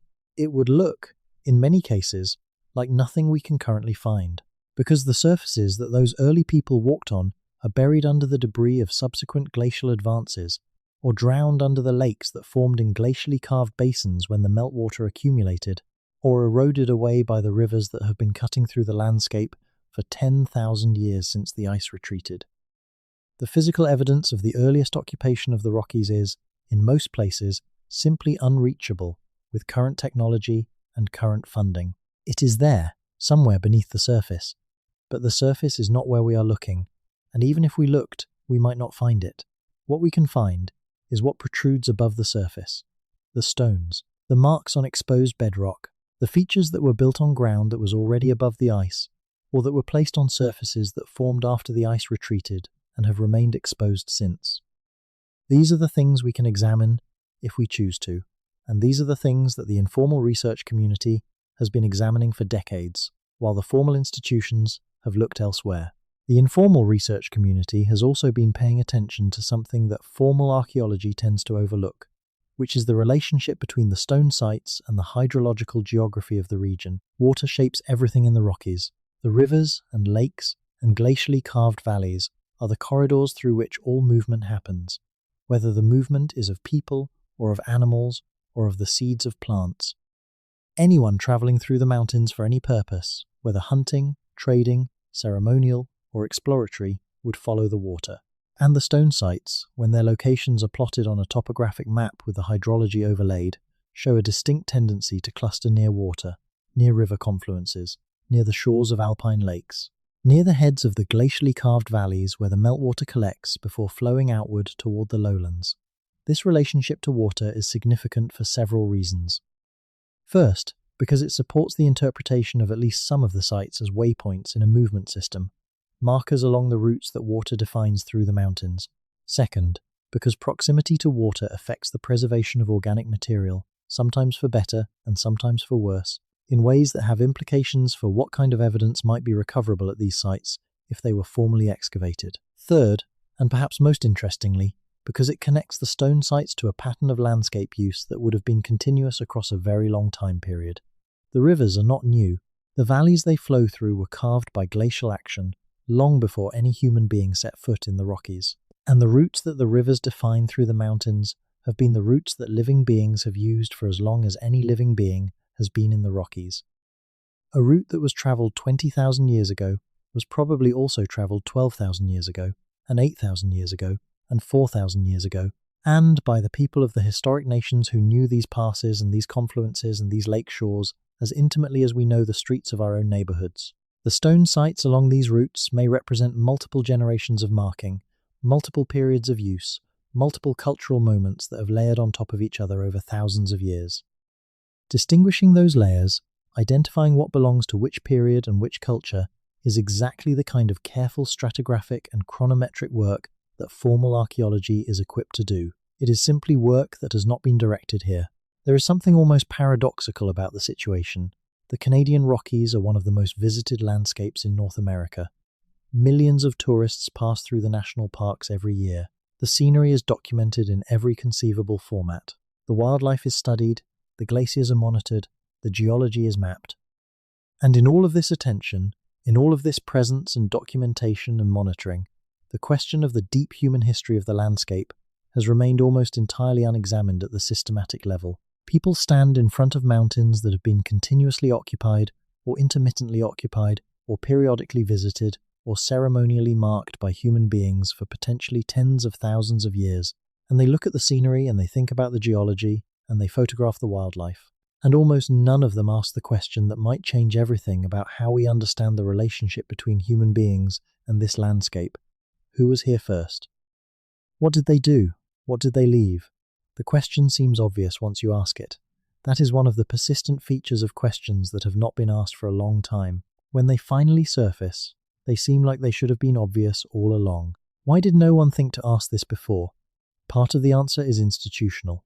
The Parks Canada mandate, which governs research in the national park areas that make up a significant portion of the Rockies, has historically prioritized natural history over human history. The parks were established on an ideology of wilderness that implicitly defined the landscape as pre-human, as a natural system that had been, or should be returned to, a state without human imprint. This ideology, which was also the ideology that drove the dispossession of Indigenous peoples from land that was to become parkland, left very little conceptual room for the idea that the wilderness was also an ancient human landscape, shaped and marked and used by human beings for thousands of years before the parks were created. That ideology has been challenged and partially revised in recent decades. Parks Canada's relationships with the Indigenous nations whose territories overlap with the national parks have been formalized and improved. There are co-management agreements. There are protocols for consulting with Indigenous knowledge keepers on matters affecting traditional territories. There is, in official policy, an acknowledgement that the landscape has a human history that predates European contact, and that this history is relevant to how the parks are managed. But policy acknowledgement and active research are different things. The formal archaeological infrastructure within Parks Canada has remained modest. The mandate for proactive investigation of ancient human landscape use in the parks has not been clearly established, and the areas of the Rockies that fall outside park boundaries, which is the majority of the range, are governed by provincial regimes that have their own priorities and their own constraints. The research gap is not the result of any single policy decision. It is the cumulative result of 100 small decisions, each of which individually seemed reasonable, that together have produced a situation where one of the most significant unresolved questions in North American prehistory is sitting in plain sight, unexamined, in a landscape that millions of people walk through every year. The people who are most aware of this situation and most frustrated by it are not researchers. They are the Indigenous elders and knowledge keepers who have lived with the awareness of the deep human history of this landscape for generations and who have watched the academic and institutional world fail to take that history seriously. They have seen their oral traditions dismissed as myth, their knowledge of the landscape's human past treated as folklore rather than history, their relationships with the stone sites managed through a bureaucratic process that treats the sites as archaeological resources rather than as living elements of a continuing cultural relationship. The appropriate response to this situation is not to appropriate Indigenous knowledge for the purposes of an outside research agenda. It is to support Indigenous-led research and Indigenous-controlled documentation of the sites that fall within their traditional territories, and to ensure that any formal academic engagement with these sites happens on terms that centre Indigenous knowledge and Indigenous authority, rather than treating Indigenous tradition as a source of data to be extracted and analysed by outside experts. Some movement in this direction is happening, slowly, unevenly, in ways that vary significantly from nation to nation and from province to province. There are examples of genuinely collaborative research where Indigenous knowledge keepers and academic researchers have developed relationships of mutual respect and shared authority, and where the knowledge produced by that collaboration genuinely belongs to both partners rather than being appropriated by one. These examples are not yet the norm, but they are more numerous than they were 20 years ago. And the stone sites of the Rockies, if they are ever to be properly studied, will need to be studied in that collaborative mode, because the knowledge needed to understand them is distributed between the material evidence that academic methods can analyse and the oral and experiential knowledge that only Indigenous communities can provide. The two kinds of knowledge are not in competition. They are complementary. The acoustic properties of a valley can be measured with scientific instruments. The significance of those acoustic properties in a specific cultural tradition requires knowledge that only the tradition's bearers can provide. The astronomical alignment of a stone arrangement can be calculated with software. The name of the event that alignment was built to mark, the ceremony that was performed there, the story that explained why this was the right place to mark this event, exists, if it exists at all, in the oral tradition of the people who maintained a relationship with that place across generations. Without both kinds of knowledge, working in dialogue with each other, we will only ever have a partial picture. And the partial picture, however much more complete than what we currently have, will still not be enough to fully understand what the stones of the Canadian Rockies are saying. They speak in multiple registers. They speak in the language of stone and sky and terrain, which science can read. They speak in the language of human intention and cultural meaning, which only cultural knowledge can access. A complete reading requires both voices. The possibility of that complete reading exists. It is not a certainty. Some of the knowledge may be lost. Some of the cultural continuities may have been broken by the disruptions of the contact period and the colonial aftermath. Some of what the stones say may have died with the last person who knew how to hear it, but some of it is still there, still being carried. Still alive in the memory and the practice and the relationship of people who have never stopped inhabiting this landscape. Even when the laws of the colonial state said they had no right to be there, even when their children were taken to schools designed to break the transmission of everything they knew, even through 500 years of pressure designed specifically to sever the connection between people and place and memory and land. The connection was not severed. It was damaged. In some places it was nearly destroyed, but it was not severed. And in the space where that connection has survived, there may be the key to understanding what no amount of remote sensing, or soil chemistry, or radiocarbon dating will be able to fully explain on its own. That key is relationship. The same thing that the people who built these sites were expressing when they carried stones up mountains and set them in patterns aligned to the sky. Relationship between people and place, between the living and the deep past, between the human capacity to mark meaning in the physical world and the physical world's capacity to hold that meaning across time. The stones hold it. The question is whether we are ready to receive it. There is a particular kind of researcher who is drawn to questions like this. You find them in every field where the official answers feel insufficient. In geology, in biology, in history, in physics. People who are not satisfied with the received wisdom not because they are contrarians, but because they have looked carefully at the evidence and found that the received wisdom does not cover all of it. That there are things the official framework cannot account for. That the map does not match the territory in ways that seem significant. In the world of Canadian prehistoric archaeology, this kind of researcher tends to end up in an uncomfortable position. The formal discipline does not welcome challenges to the established timeline, particularly when those challenges come from outside the credentialed ranks. The informal research community is more welcoming but less rigorous. And the middle ground, where a serious researcher can apply genuine methodological care to genuinely anomalous evidence, is very small and very poorly funded. The people who occupy that middle ground do so at some personal cost. Their work is not recognized by the mainstream institutions, their grant applications go unfunded, their papers are rejected by the major journals, their conference presentations are politely attended and then politely ignored. They continue because the questions are genuine and the evidence is real, and the alternative is to simply accept that things that cannot be explained will not be explained, which is not an acceptable alternative to anyone who takes their curiosity seriously. Among those researchers, there has been, in recent years, a growing sense that something is shifting, not dramatically, not in ways that have produced headlines or formal institutional acknowledgements, but in small, significant ways that suggest the unofficial case for serious investigation of the Rockies stone sites is beginning to reach critical mass. Part of what is shifting is the quality of the evidence itself. The informal documentation practices have improved significantly over the past 2 decades. Early site records were often inadequate by formal standards, lacking precise coordinates, reproducible measurement methods, or photographic documentation that met archival standards. More recent work has addressed those deficiencies. Sites are now documented with GPS coordinates, drone photography, 3-dimensional photogrammetric models, and measured drawings that meet the requirements for formal site registration in most Canadian jurisdictions. The database is no longer just a collection of anecdotal reports. It is a body of documented evidence that can be evaluated by anyone with the appropriate expertise. The LiDAR petition that the Vancouver-based physical geographer has been circulating in academic and policy circles has accumulated several hundred signatures, including, in the past year, signatures from a dozen faculty members at Canadian universities. These are not signatures from archaeologists, for the most part. They are from geologists, ecologists, climate scientists, and anthropologists. But they represent a broadening of the base of support for the investigation from beyond the core informal research community. And they represent a small but genuine shift in the academic landscape, a willingness to publicly associate with the question that was not present even 10 years ago. The Indigenous partnership question is also evolving. Several First Nations in British Columbia and Alberta have in recent years developed their own cultural heritage management programs with professional staff and formal research capacities. These programs are not waiting for academic archaeology to set the agenda.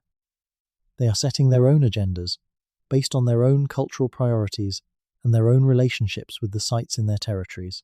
In at least 2 cases, those programs have included formal documentation and investigation of the kinds of anomalous stone features that the informal network has been cataloguing.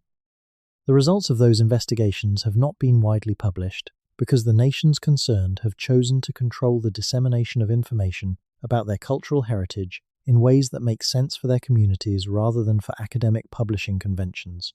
But the investigation is happening, the knowledge is being generated, and eventually, in ways and on timelines that the nations concerned will determine, some of that knowledge will reach a broader audience.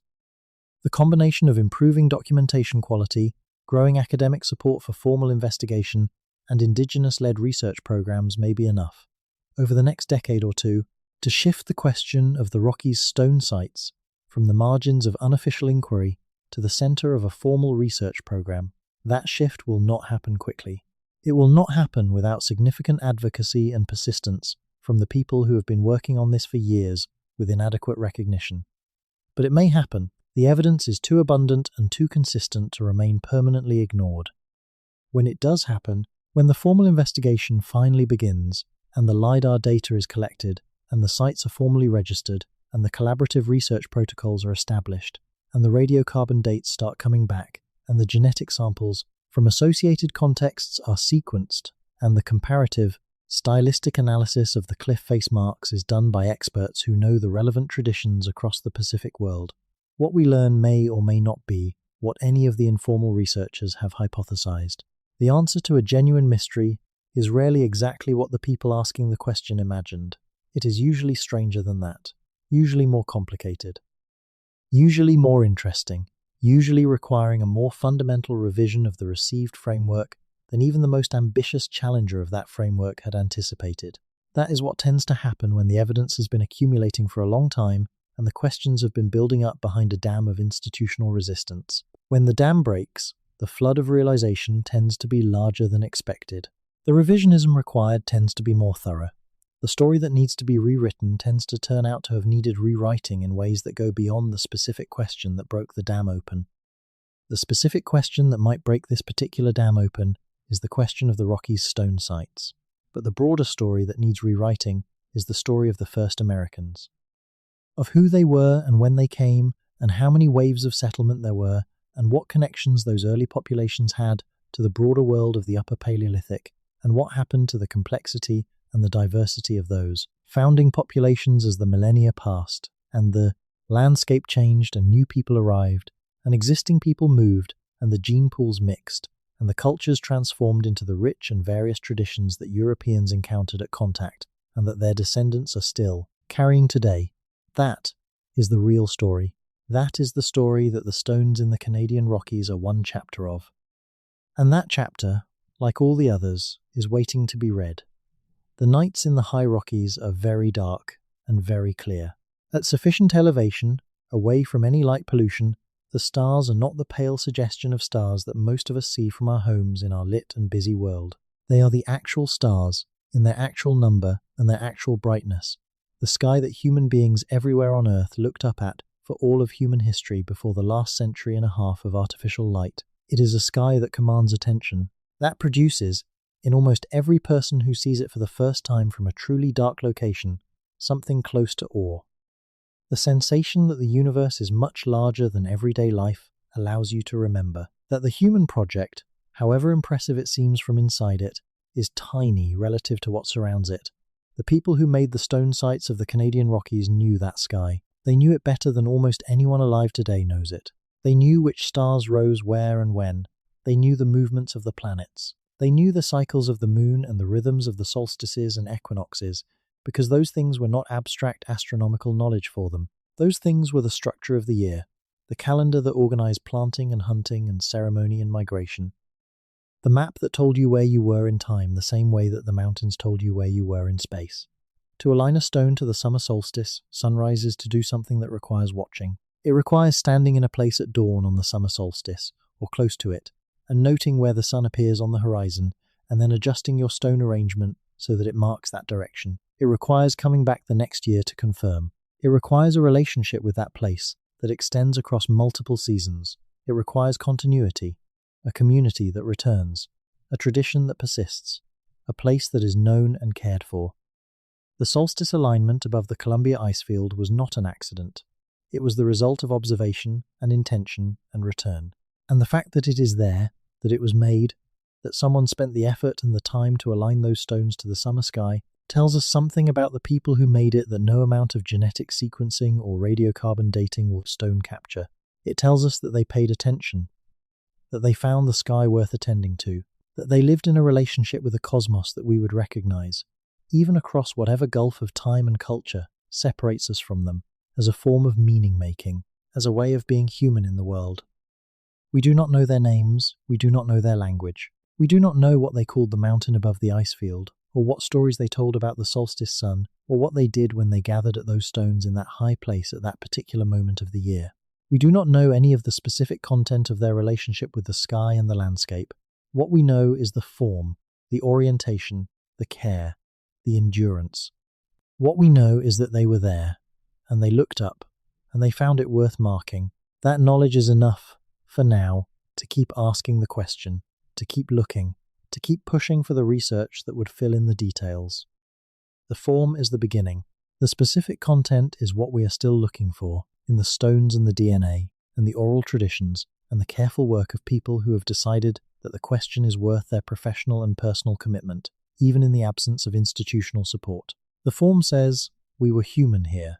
The content will say, and here is what being human meant to us, in this place, at this time, under these stars. When that content is finally recovered, in whatever form the evidence eventually allows, the story of the Canadian Rockies will be a different story than the one we have been telling. Not just an older story, though it will certainly be older. A richer story, a more complex story.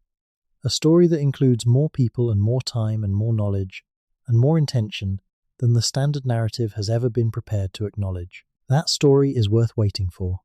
It is worth working for. It is worth the decades of inadequately resourced research that have gone into building the case for taking it seriously.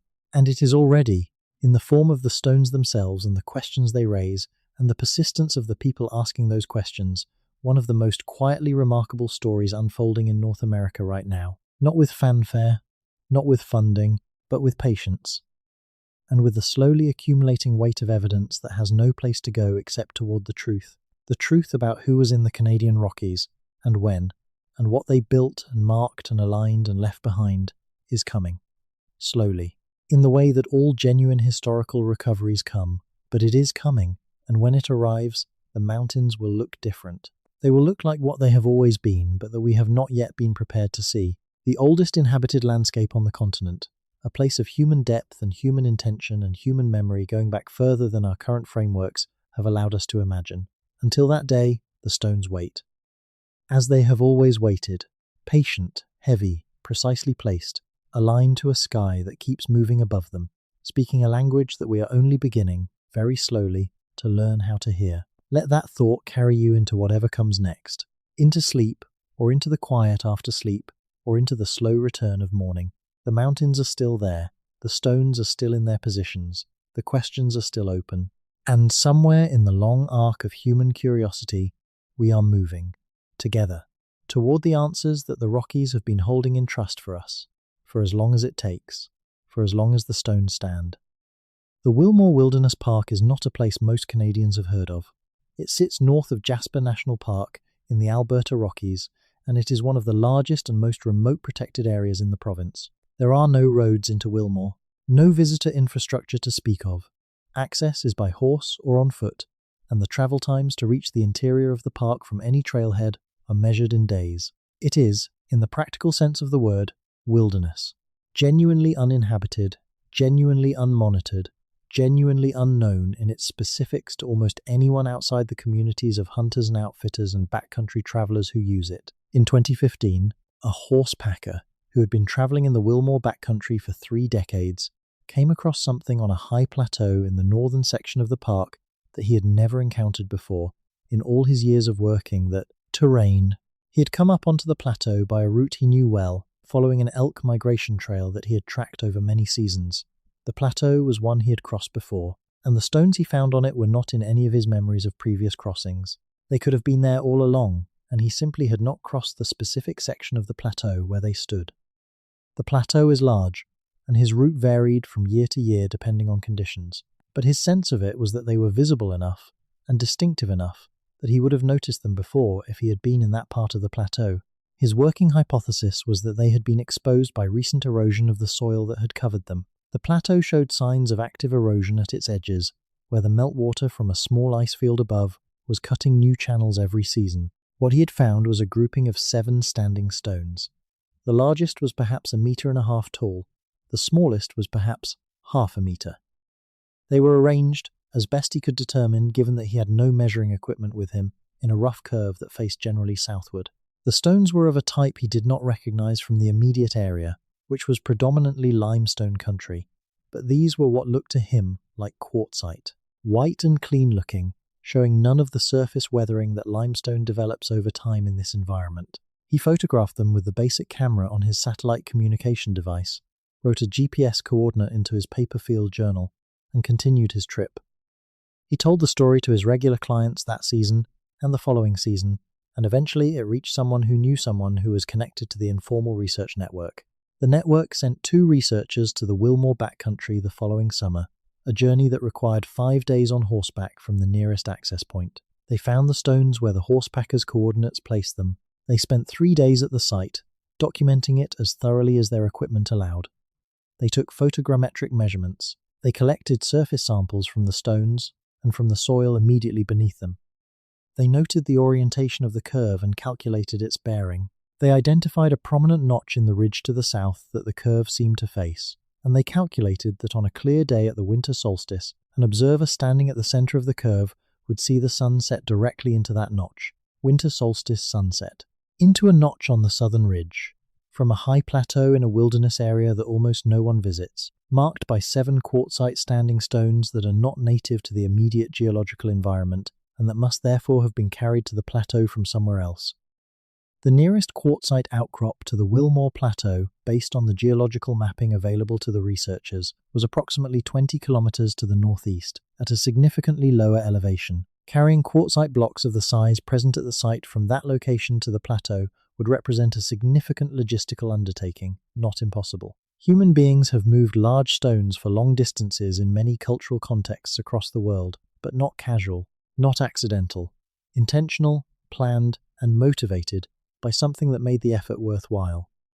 What would make it worthwhile, in the context of a high plateau in the Northern Rockies, to mark the winter solstice sunset into a specific notch in the southern ridge? The winter solstice is the turning point of the year in northern latitudes. It is the moment when the sun stops retreating southward and begins its return. In a landscape where winter can be life-threatening, and where the return of adequate light and warmth is a matter of survival, the solstice is not an abstract astronomical event. It is a pivot point of enormous practical and psychological significance. It is the moment that means that the darkness is ending, that the cold will begin to ease, that the long ordeal of the winter is more than half over. People in every northern culture in the world have marked the winter solstice. The specific forms of marking vary enormously, but the impulse is consistent. This is the moment that matters. This is the moment worth building for. And in the Wilmore Wilderness, someone, at some point before the horsepacker, found those stones in 2015, built for it, set quartzite blocks into the ground of a high plateau and oriented them to face the point on the horizon where the sun would set on the shortest day of the year. That is not superstition. That is astronomy. That is the product of observation and calculation and physical effort expended in the service of a relationship with the turning of the year that is, at its core, no different from the relationship that every human culture in every northern environment has maintained with the winter solstice since the first winters were survived.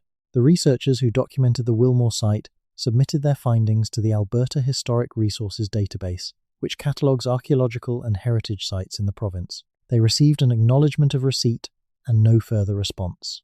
The site has not been formally assessed. The soil samples they collected have not been analysed by any laboratory with the equipment to date them. The stones remain where they were found, on their high plateau in the wilderness, facing south toward the notch where the December sun sets. They will be there next winter, and the winter after that, aligning themselves, as they have aligned for however long they have been there, to the moment that meant something to the people who put them there. The relationship between stone sites and winter in the Canadian Rockies is actually more complex than the simple marking of solstice would suggest. The Rockies are a severe winter environment. Temperatures at high elevation can reach 40 below. Snowpack accumulates to depths that make much of the landscape impassable from November to May. And yet, some of the stone sites are located at elevations and exposures that would be accessible, if difficult, in the depths of winter. This raises questions about seasonal use that the informal research community has been slow to address, but that are potentially significant.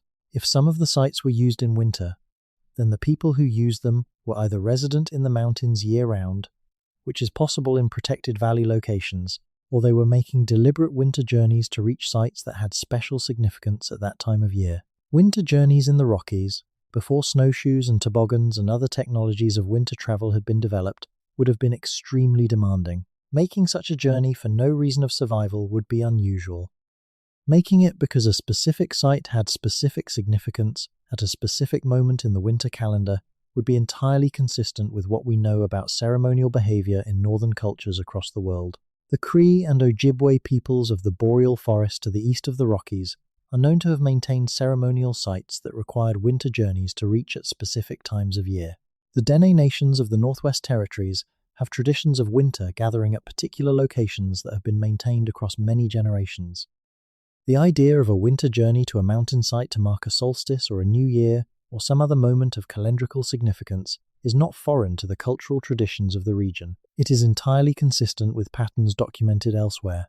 What is missing is the investigation that would tell us whether the Rockies stone sites were part of such a tradition. The investigation is missing, but the pattern the sites suggest is not inconsistent with what we know about how northern peoples have historically organized their relationships with the winter landscape. And that consistency, combined with the astronomical orientations documented at multiple sites, is one more thread in the accumulating argument that these features are what they appear to be: places of purpose, places of practice, places where human beings maintained, across a span of time we cannot currently determine, a relationship with the sky and the seasons and the turning of the year. That relationship is ancient. It may be among the most ancient things about our species. The capacity to track celestial events, to predict them, to build structures that mark them, seems to be something that human beings developed very early in our history as cognitively modern animals. The oldest known astronomical evidence in the world dates to well before the construction of any famous megalithic monument. Cave paintings in France and Spain that may be 50,000 years old appear to contain representations of star clusters and lunar cycles. The cognitive capacity for astronomy, for looking at the sky and finding patterns and tracking those patterns across time, is not a product of civilization. It is a product of being human. The people who were in the Canadian Rockies tens of thousands of years ago, if they were there, had that capacity. They looked up at the same sky that the builders of Stonehenge looked up at, and the builders of the great Maya observatories, and the navigators of the Pacific, and the astronomers of ancient Babylon, and every other culture that has ever looked up and found the sky meaningful. The specific knowledge they built from that looking, the specific traditions and ceremonies and stories they attached to the movements of the sun and moon and stars, is what we do not know, but the looking was there. The capacity was there. The stones that mark what they saw are there too. We have the end point. We are missing the middle. The investigation that would help fill in the middle is the one that has not been funded. In the meantime, the people who do know something about the middle, the knowledge keepers who carry the traditions that have survived the last 5 centuries of disruption, have been increasingly willing in recent years to speak about the high places and what they mean. Not all of them. Not in all contexts. The decision about what knowledge is appropriate to share, with whom, and under what conditions, belongs to those communities and to no one else. But the conversations that have happened, in the contexts where they have been appropriate, suggest that the oral knowledge of the stone sites is more extensive than the informal research community has previously had access to. An elder from the Stoney Nakoda Nation, speaking at a cultural heritage conference in Banff in 2018, described the high places of the Rockies in terms that drew a distinction between places that belong to recent memory, places that the current generation or their grandparents had used, and places that belong to older memory, places that the tradition carries knowledge of, but that no living person has maintained an active relationship with. The places of older memory, she said, were known to have been places of power before the Nakoda came to these mountains. They were places that were already old when the oldest oral traditions of the Nakoda began. They were places that the Nakoda relationship with the landscape had been built around, not over, recognizing that they were there, relating to them on their own terms, not claiming them as Nakoda built, understanding them as something that was already in the landscape when the Nakoda arrived, and that the Nakoda then incorporated into their own relationship with the land in ways that respected what was already there. That is a remarkable statement. It is a statement that the stone sites of the Rockies predate the Nakoda presence in the mountains, and the Nakoda presence in the mountains goes back well beyond European contact. Oral tradition and the archaeological evidence of Nakoda ancestors in the region suggest a presence of several thousand years at minimum. If the stone sites predate the Nakoda, they are at minimum several thousand years old. And the way the elder described them, as places that were already old when the oldest oral traditions began, suggests they may be very much older than that. This is one person's statement in one conference context. It is not sufficient by itself to establish a specific chronology, but it is consistent with what the material evidence at some of the sites suggests, and it is the kind of indigenous testimony that formal archaeology would have to take seriously if it were ever directed to do so by the right combination of funding and political will and collaborative research framework. That combination is what we are waiting for. The testimony exists. The material evidence exists. The questions are clear. The path forward, through formal investigation conducted in genuine partnership with the indigenous communities whose territories encompass these sites, is visible. What is missing is the will to walk that path, the institutional commitment to say that this question is important enough to fund, important enough to prioritize, important enough to put the methodological tools of formal science and the knowledge resources of living oral tradition together in service of finding the answer. It will come. These things come, eventually, when the evidence reaches a certain mass and the advocates reach a certain persistence, and the window of institutional receptivity briefly opens. The history of archaeology is full of questions that were dismissed for decades before being taken seriously and then reshaping the field. The history of North American prehistory specifically is a history of slow, contested, grudging expansion of the timeline and the complexity of the early human story on the continent. Each expansion has been resisted, each expansion has eventually been accepted, and each expansion has made the overall picture richer and more interesting and more true. The expansion that is waiting to happen here, in the Canadian Rockies, in the high places and the valley floors and the cliff faces and the glacial terraces, is potentially one of the most significant in the history of North American archaeology, not because it will prove anything exotic or sensational, but because it will add depth and complexity to a story that has been impoverished by the limitations of the framework through which it has been told. It will give names and dates and cultural contexts to things that are currently only shapes in stone. It will connect the material evidence to the living knowledge that the Indigenous communities of the region have been maintaining through everything that was done to try to erase it. It will say, as clearly as science and oral tradition together can say anything, people were here. For a very long time. They knew this landscape intimately. They found it beautiful and significant and worthy of the most durable thing they could make. They left the stones as the record of that finding, and now, finally, we are ready to read what the stones say. That reading is not complete, but the reading has begun. In the informal research, in the Indigenous cultural heritage programs, in the small number of academic researchers willing to publicly associate with the question, in the policy conversations happening around LIDAR funding and formal survey mandates, the slow machinery of institutional acknowledgement is beginning to turn. Not quickly, not smoothly, but it is turning. The stones have waited this long. They will wait a little longer. They are patient things. They have always been patient things. They were made by people who understood that patience is not passivity. Patience is the act of being ready when the moment comes. Of having done the work, made the alignment, placed the stone precisely, and then waited for the sky to arrive at the position that makes the work visible and the meaning legible. The sky keeps moving. The moment keeps approaching. And the work, the long, patient work of building the case for investigation, of documenting and advocating and persisting and collaborating, continues in the spaces between the mountains and the stars. We are moving toward the solstice alignment. We are moving toward the moment when the light falls at the right angle and illuminates what has been waiting in the stone. We are not there yet, but we are closer than we have ever been. And the stones, patient and heavy and precisely placed, are exactly where they have always been, waiting for the light to find them. It seems right to end with the Athabasca. The Athabasca River rises in the Columbia icefield, in the heart of the Rockies, in a place where 3 of the largest glaciers on the continent converge. The river that comes from those glaciers runs north and east, eventually joining the Mackenzie system and reaching the Arctic Ocean after a journey of thousands of kilometers through some of the most remote terrain in North America.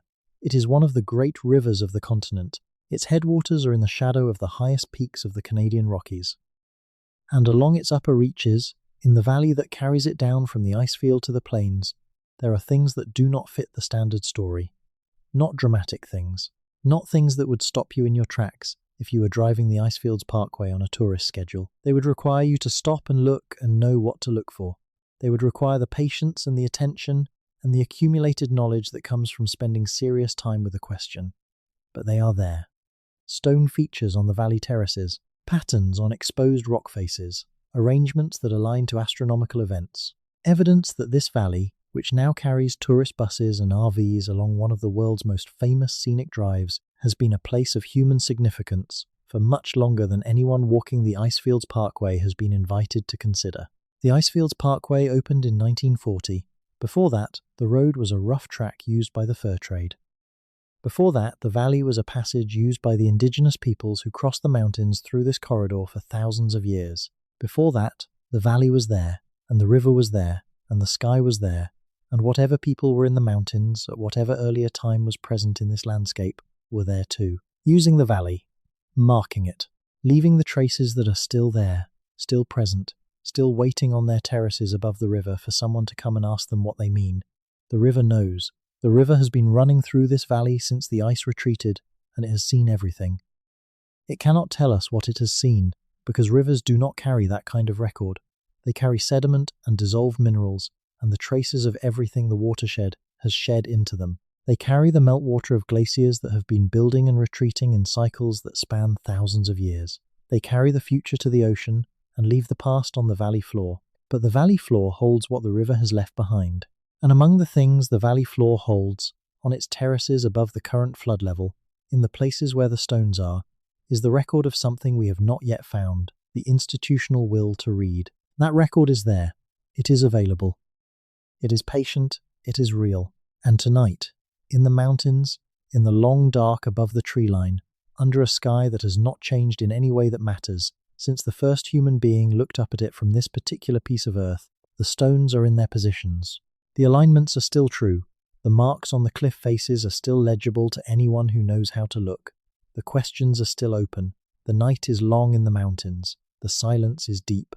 The stars are very bright.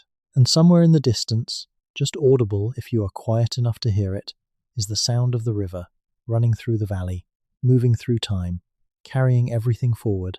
Sleep now. The mountains will still be there. The questions will still be there. The stones will still be in their positions, aligned to a sky that keeps moving above them, marking moments that matter to people we do not yet fully know. They were here. They knew this place. They found it worth keeping. That is enough, for now, to carry you into the dark. The interior plateau of British Columbia is a landscape that most people who have not lived in it do not fully understand. It lies between the coast mountains to the west and the Rockies to the east, a high, rolling tableland cut by rivers and dotted with lakes, a place where the climate is drier and more extreme than either the coast or the plains, where ponderosa pine grows on south-facing slopes and lodgepole pine covers the higher ground, where grasslands open unexpectedly in the valley bottoms, and the sagebrush smell in summer is unlike anything else in the world. It is a landscape of enormous antiquity.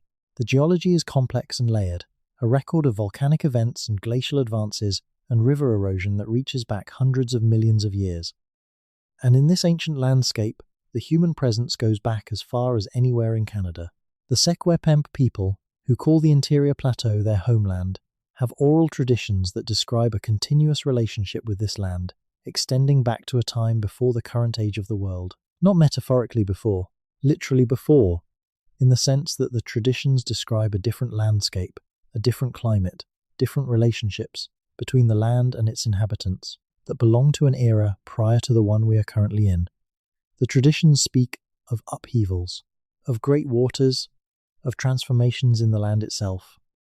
These are not necessarily literal descriptions of specific geological events, but they are the kind of traditions that, in other cultural contexts, have turned out to encode accurate memories of geological and climatic events from deep time. The question of what the Secwepemc oral traditions might be encoding about the period before 12,000 years ago is one that formal academia has not systematically addressed. But in the context of the stone sites that connect the Rockies to the interior plateau, there are features in the Secwepemc homeland that the informal research network has documented and that require serious attention.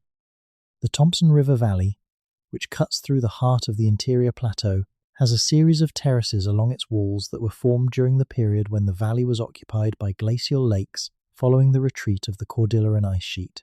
Those terraces have been surfaces available for human use since the lakes drained, and on some of those terraces, there are stone arrangements that the Secwepemc oral tradition does not attribute to any known historical period of Secwepemc occupation. They are older, according to the tradition, than the Secwepemc presence in the valley.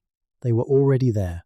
Found, not made. A research coordinator working with the Secwepemc Cultural Education Society spent several years in the early 2010s documenting these terrace features, working under the guidance of Secwepemc elders and with the explicit approval of the band councils involved. Her documentation work, which she has described in presentations to cultural heritage conferences, found a consistent pattern. The stone features on the older terraces, the ones that formed earliest after the lakes drained, tended to be more complex in structure than features found on younger terraces, more precisely fitted, more extensively arranged, oriented in ways that corresponded to astronomical events, and associated, in the oral tradition, with the oldest category of knowledge, the knowledge that was already in the landscape. The knowledge that was already in the landscape. That phrase keeps recurring in different forms in different cultural traditions across the Rockies and the interior plateau. Not, we built this, not, our ancestors made this, but this was here. This was already part of the place. We came to it, and we related to it, and we incorporated it into our understanding of the land, but we did not originate it. The origin is older than our beginning in this place. What would it mean for archaeologists to take that framing seriously? Not as a quaint cultural belief to be noted and set aside while the real scientific work is done, but as a genuine historical claim, deserving of the same rigorous evaluation that any other historical claim receives. What does the evidence say about whether the stone features of the interior plateau and the Rockies genuinely predate the established arrival dates of the nations that now consider those territories their homeland? The evidence is ambiguous in ways that could be resolved by investigation but cannot be resolved by speculation. Some of the features have characteristics that suggest considerable age. Soil development beneath embedded stones requires time and the soil profiles. The research coordinator documented at some Thompson River sites suggested periods of stability that geologists she consulted estimated at several thousand years minimum, not maximum. Top.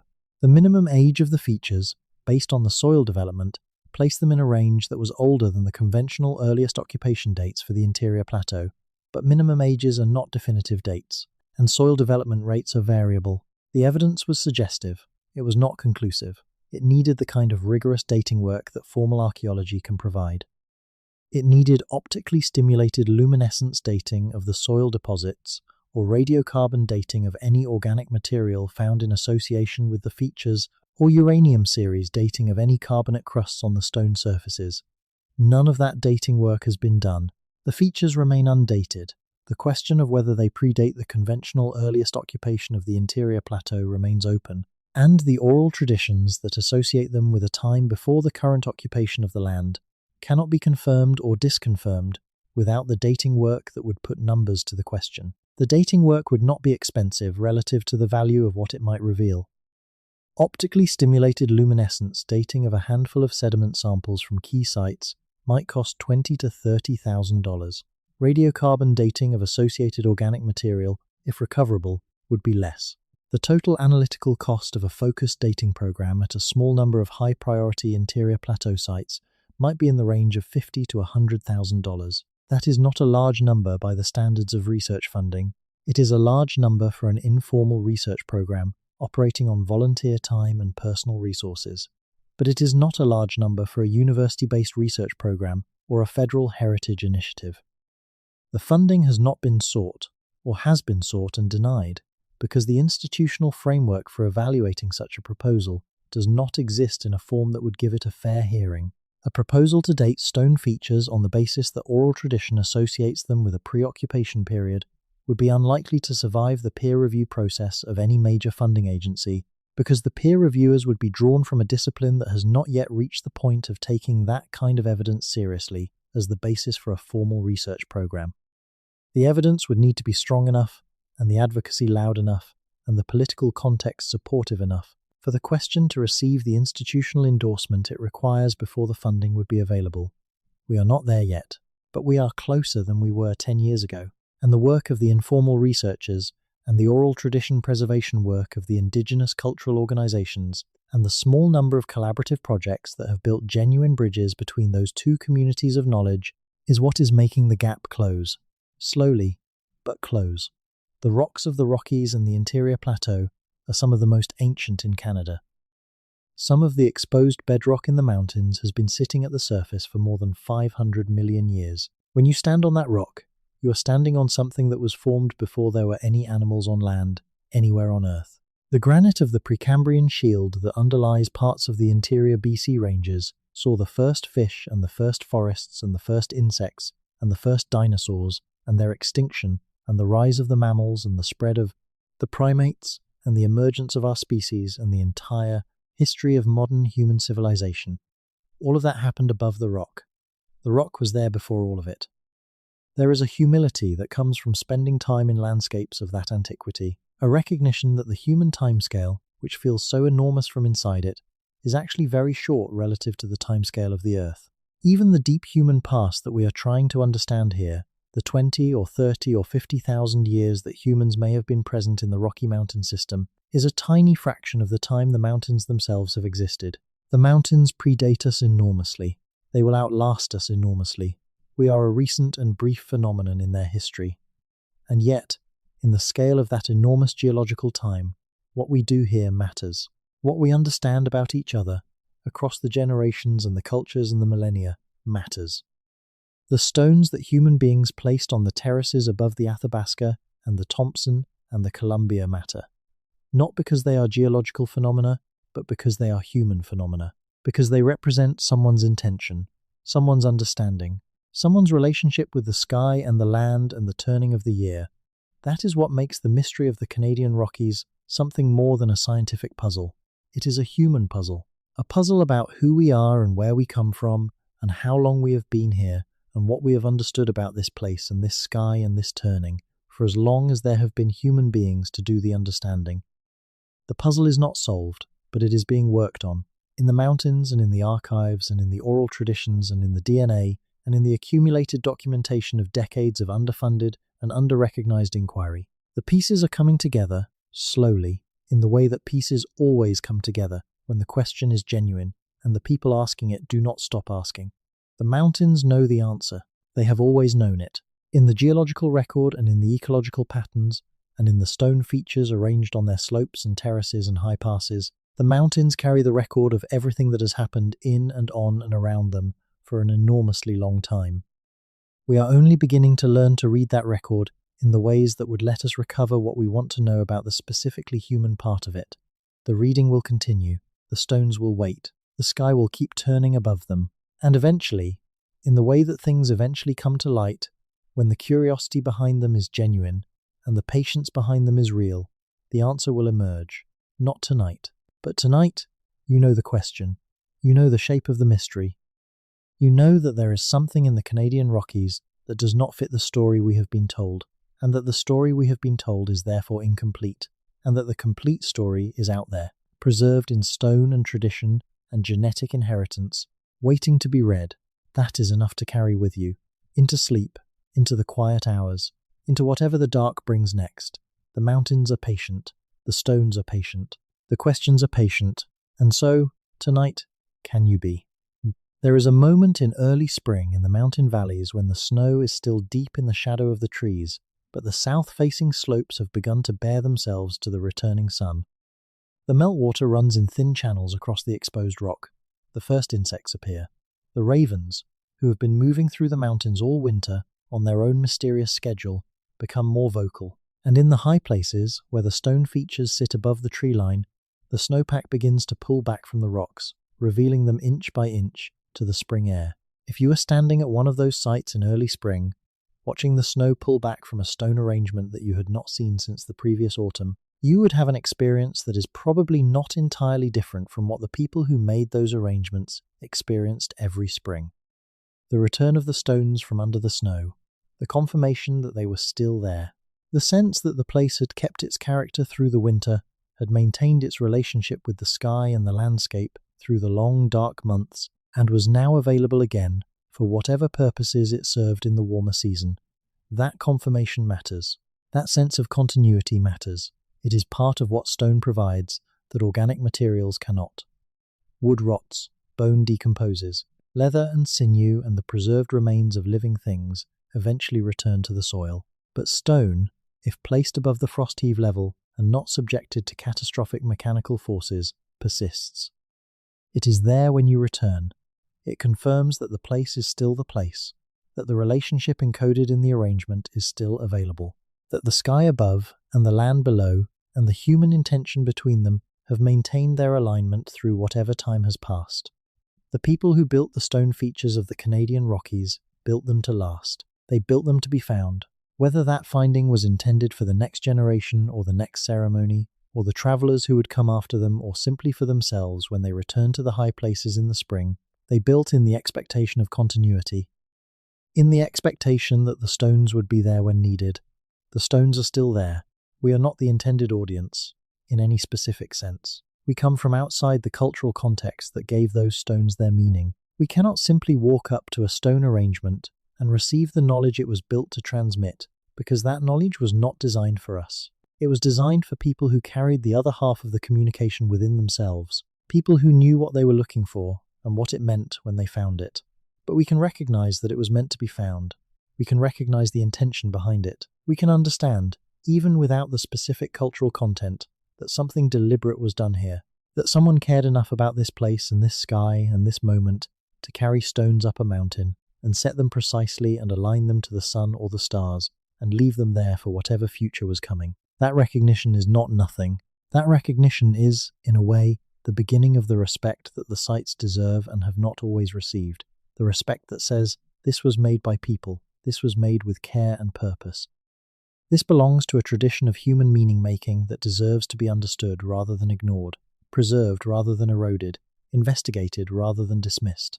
The investigation will come. The preservation is already underway. In the documentation efforts of the informal network and the cultural heritage programs of the Indigenous nations. The understanding is growing through the collaborative research and the oral tradition preservation and the slowly improving dialogue between communities of knowledge that have historically been kept apart. The mountain does not rush any of this. The mountain has seen things move slowly before. The glaciers that carved these valleys moved at rates that make human impatience seem comic. The rivers that shaped the plateaus ground their way through bedrock over timescales that make even geology seem hasty.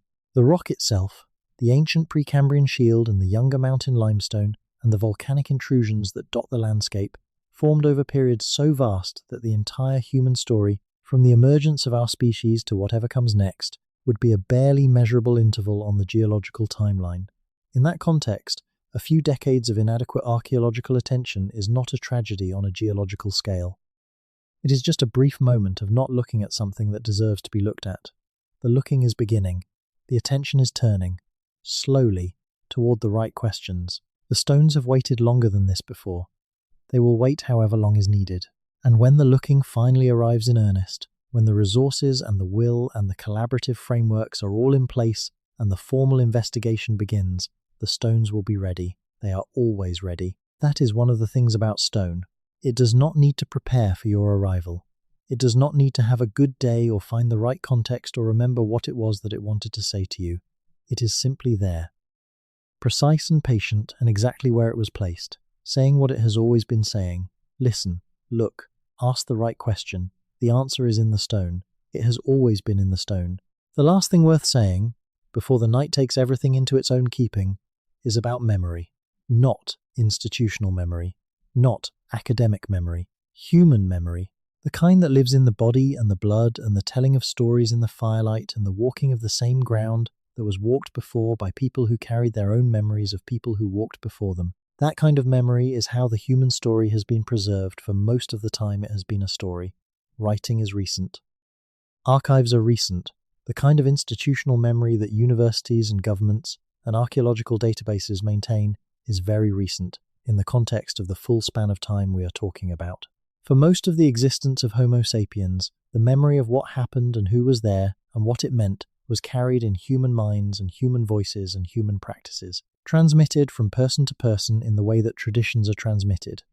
Not perfectly, not with the precision of a written record or a radiocarbon date, but with a fidelity to meaning that is remarkable when you consider the timescales involved. The oral traditions of the Indigenous nations of the Canadian Rockies and the interior plateau are, in part, the product of that kind of memory. Not all of what they preserve can be decoded into specific historical events with specific dates. Much of it is encoded in ways that require cultural knowledge to understand, and some of it, inevitably, has been lost or distorted in the transmission over thousands of years and through the disruptions of the last 5 centuries. But some of it is real. Some of it preserves accurate information about places and events and relationships with the landscape that are older than any written record associated with this part of the world. The stone sites are, in their own way, another form of that memory, a material memory, an externalized record of something that was important enough to invest significant physical effort in preserving. Not a text, not a narrative, a mark, an alignment, a position, a relationship between a human-placed object and the landscape it was placed in, and between that landscape and the sky, encoded in stone so that it would outlast the people who made it, and reach forward into a future that they could not specifically imagine, but could gesture toward by making something durable enough to survive. That gesture is what connects us to them. Not culture, not language, not belief system. The gesture. The decision to make something that would last. the human impulse to speak across time in a medium that time cannot easily destroy. We are receiving their message, imperfectly, without the full context that would make it legible, but receiving it. The stones are talking. The sky above them is turning in the same patterns it has always turned. The questions are real. The people who made the marks and placed the stones were real. The Rockies hold all of this. The high, cold, clean wilderness of the Canadian mountains holds, in its stones and its glaciers and its valleys and its cliff faces, a record of human presence and human intention and human relationship with this particular piece of the earth that goes back much further than we have acknowledged. That acknowledgement is coming, slowly, in the way that important acknowledgements come, but it is coming. For now, the night holds everything. The mountains hold everything. The stones hold everything. And you, wherever you are, in whatever state of waking or sleep you have arrived at, hold the question. That is how it goes on. That is how the work continues. One person, wondering, one story, told. One night, opening into whatever comes after. Sleep well. The Rockies are watching. The stars are turning. The stones are in their places. Good night. There is a particular kind of silence that belongs only to high altitude. Not the silence of a room or a library or an empty street at 3 a.m, though those silences have their own qualities. The silence of the high Rockies is a silence that has been here for a very long time. It has been here through the building and retreating of glaciers. It has been here through the rise and fall of the great megafauna. It has been here through all the seasons of human history in these mountains, however long that history actually is. It is a silence with geological patience, a silence that is not waiting for anything, because it has already outlasted everything that seemed worth waiting for. When researchers have described the experience of working at some of the more remote stone sites in the Rockies, that silence is one of the things they mention most often, not as background detail, but as something that actively shapes the experience of being at the sites. The silence makes you more alert. It makes you more careful in how you move. It makes you more attentive to the specific qualities of the place, the way the wind moves or does not move, the direction of the light, the feel of the ground. It puts you in a different relationship with what is around you than the constant low-level noise of ordinary life allows. It is possible that this quality of silence was part of why certain places were chosen for stone features in the first place. The high places of the Rockies are not just astronomically significant or geographically useful as waypoints. They are experientially distinctive. They produce in the people who inhabit them, however briefly, a heightened state of attention, a sense of being more fully present to the landscape and the sky than is possible in the populated lowlands. A sense, perhaps, of being closer to whatever it is that the sky represents for people who have built their understanding of the world around the movements of celestial bodies. Every stone monument tradition in the world has been built in places that have experiential as well as geographic or astronomical significance. The megalithic tombs of Ireland are not just architecturally sophisticated, they are placed in landscapes that produce in visitors a strong and specific experience of the relationship between earth and sky, between the living and the dead, between the ordinary world and whatever lies beyond it. The great temples of the ancient Middle East are placed on elevated ground not just for the practical advantages of elevation in a military context, but because height produces the experience of being between earth and heaven. That temple, ritual requires.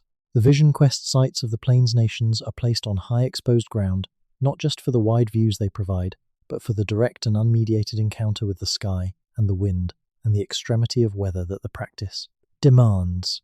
The stone sites of the Canadian Rockies fit this pattern. They are not placed randomly. They are placed with attention to experience as well as function. And the experience they are placed to produce, the heightened attention, the felt proximity to the sky, the silence that makes the mind go quiet and the senses sharpen, is an experience that human beings have, consistently and across all cultures and all time periods, treated as spiritually or ceremonially significant. This is not to say that the stone sites of the Rockies are evidence of a specific religion or a specific ceremonial system that can be identified and described. We do not know enough about who made them or when to make that kind of specific claim. But it is to say that they fit, very naturally and very consistently, into the broader pattern of human behavior that has always sought out particular kinds of places for particular kinds of purpose. That pattern is old. It may be as old as our species, and its presence in the Canadian Rockies, encoded in stone arrangements that align to the sky and face the horizon with deliberate precision, tells us that whatever the specific content of the culture that made them, The deeper structure of that culture's relationship with the landscape was one that we would recognize, that we do recognize, that we have been recognizing in fragments and from a distance since the first informal researchers started documenting these sites decades ago. The recognition is growing, it will keep growing, and eventually it will be complete enough to carry something more than the general shape of the mystery. It will carry the names and the dates and the cultural context. It will carry the specific meaning of the specific alignments. It will carry the story that the stones have been waiting to tell. There is an argument that should be made here, clearly and without hedging, about what is at stake in the failure to investigate these sites adequately. The argument is not just scientific, it is ethical. The stone features of the Canadian Rockies are part of the cultural heritage of the people whose ancestors made them. If those ancestors include populations whose cultural descendants are the Indigenous nations currently living in and around the Rockies and the interior plateau, then the sites are part of those nations' cultural heritage, and the failure to investigate and preserve them is a failure to take that heritage seriously. If the ancestors also include populations whose relationship to current Indigenous nations is more complicated, populations that were in the landscape before the ancestors of current nations arrived, then the situation is more complex, but the basic obligation to understand and preserve the heritage is not diminished. It is, if anything, increased. Because heritage that is orphaned, that has no living community to advocate for its preservation, is the heritage most at risk of being lost. The informal research network cannot substitute for formal institutional commitment. The oral traditions of the Indigenous nations carry knowledge, but that knowledge is most effectively preserved and transmitted through living cultural practices, and those practices have been severely disrupted by the history of colonialism. The combination of inadequate institutional commitment to formal investigation and the disruption of the living cultural traditions that carry complementary knowledge means that the heritage of the Rockies stone sites is genuinely at risk. Not immediately, because stone is durable, but over the timescales relevant to archaeological preservation and cultural knowledge transmission, the risk is real. Addressing that risk requires money. It requires institutional will. It requires political priority. It requires the kind of advocacy that only happens when enough people understand that something important is at stake and raise their voices to say so. The voices have been raised. The informal researchers, the Indigenous cultural organizations, the small number of academic supporters, the community members who have followed this work for years have been raising their voices. The volume has been insufficient so far to produce the institutional response that the situation requires, but volume accumulates. And the accumulation, over decades, of evidence and advocacy and growing public awareness of the depth and complexity of the pre-colonial human history of North America is eventually sufficient to move even the most resistant institutions. We are in that accumulation phase, building toward the mass that will eventually tip the scales. And every person who knows the question, who understands what is at stake, who carries the awareness of the mystery of the Canadian Rockies and the urgency of the investigation it requires, is part of the accumulation. Not by doing research or writing grant applications or testifying at government hearings, though some people will do those things, but simply by knowing, by caring, by being one more human mind that understands that there is something in those mountains that deserves more than the indifference it has received. That is something you can do from wherever you are, in whatever the next waking day brings you. You can know, you can care. You can be part of the accumulation that is building toward the investigation the stones deserve. That is not a small thing. History has been changed by the accumulation of people who knew and cared about things that the institutions of their time were ignoring. The changes took time. They always take time. But they came. They always come. When the knowing and the caring reach sufficient mass. The knowing is spreading. The caring is spreading. The stones are patient. And somewhere in the Canadian Rockies, in the high cold places above the tree line, the mystery continues to wait. It has been waiting for a very long time. It can wait a little longer, but not forever. The glaciers are retreating, the surfaces are exposing, the freeze-thaw cycles are working on the stone faces. Time is doing what time always does, which is move in one direction, carrying things forward and leaving other things behind. We have a window. We have always had a window, but this particular moment in the window's opening is one where the tools are available and the will is almost sufficient, and the collaborative frameworks are being built. This particular moment is closer to the investigation than any previous moment has been. Let that be the note this ends on. Not the mystery, not the frustration of inadequate attention, not the urgency of what might be lost, but the proximity of the answer, the sense that the long accumulation of evidence and advocacy is approaching the moment when it tips something, when the formal commitment is made, and the LiDAR survey is funded, and the collaborative research protocols are established, and the dates start coming back from the laboratory, and the stones begin, slowly and painstakingly, and through the combined effort of multiple disciplines and multiple communities of knowledge, to give up what they have been holding. The mystery will not be solved in a single revelation. It will be solved the way all genuine historical mysteries are solved, in pieces, over years, through patient accumulation of small clarifications that eventually add up to a picture. But the picture will come. The pieces are already there, distributed across the landscape in stone and in tradition and in the DNA of living people. The work of assembling them is already underway, and the picture, when it is sufficiently assembled to be seen, will be something worth the wait, something worth all the patient years of asking the question, in rooms where the institutions were not yet ready to answer. Something worth the stone's patience. And yours. Sleep now. The mountains are watching. The stars are turning in their ancient patterns. The stones are in their positions, precisely placed, aligned to a sky that is the same sky that was above them when they were placed. Good night, from wherever you are. The Rockies will be there when you wake up. The questions will still be open. The investigation will still be coming.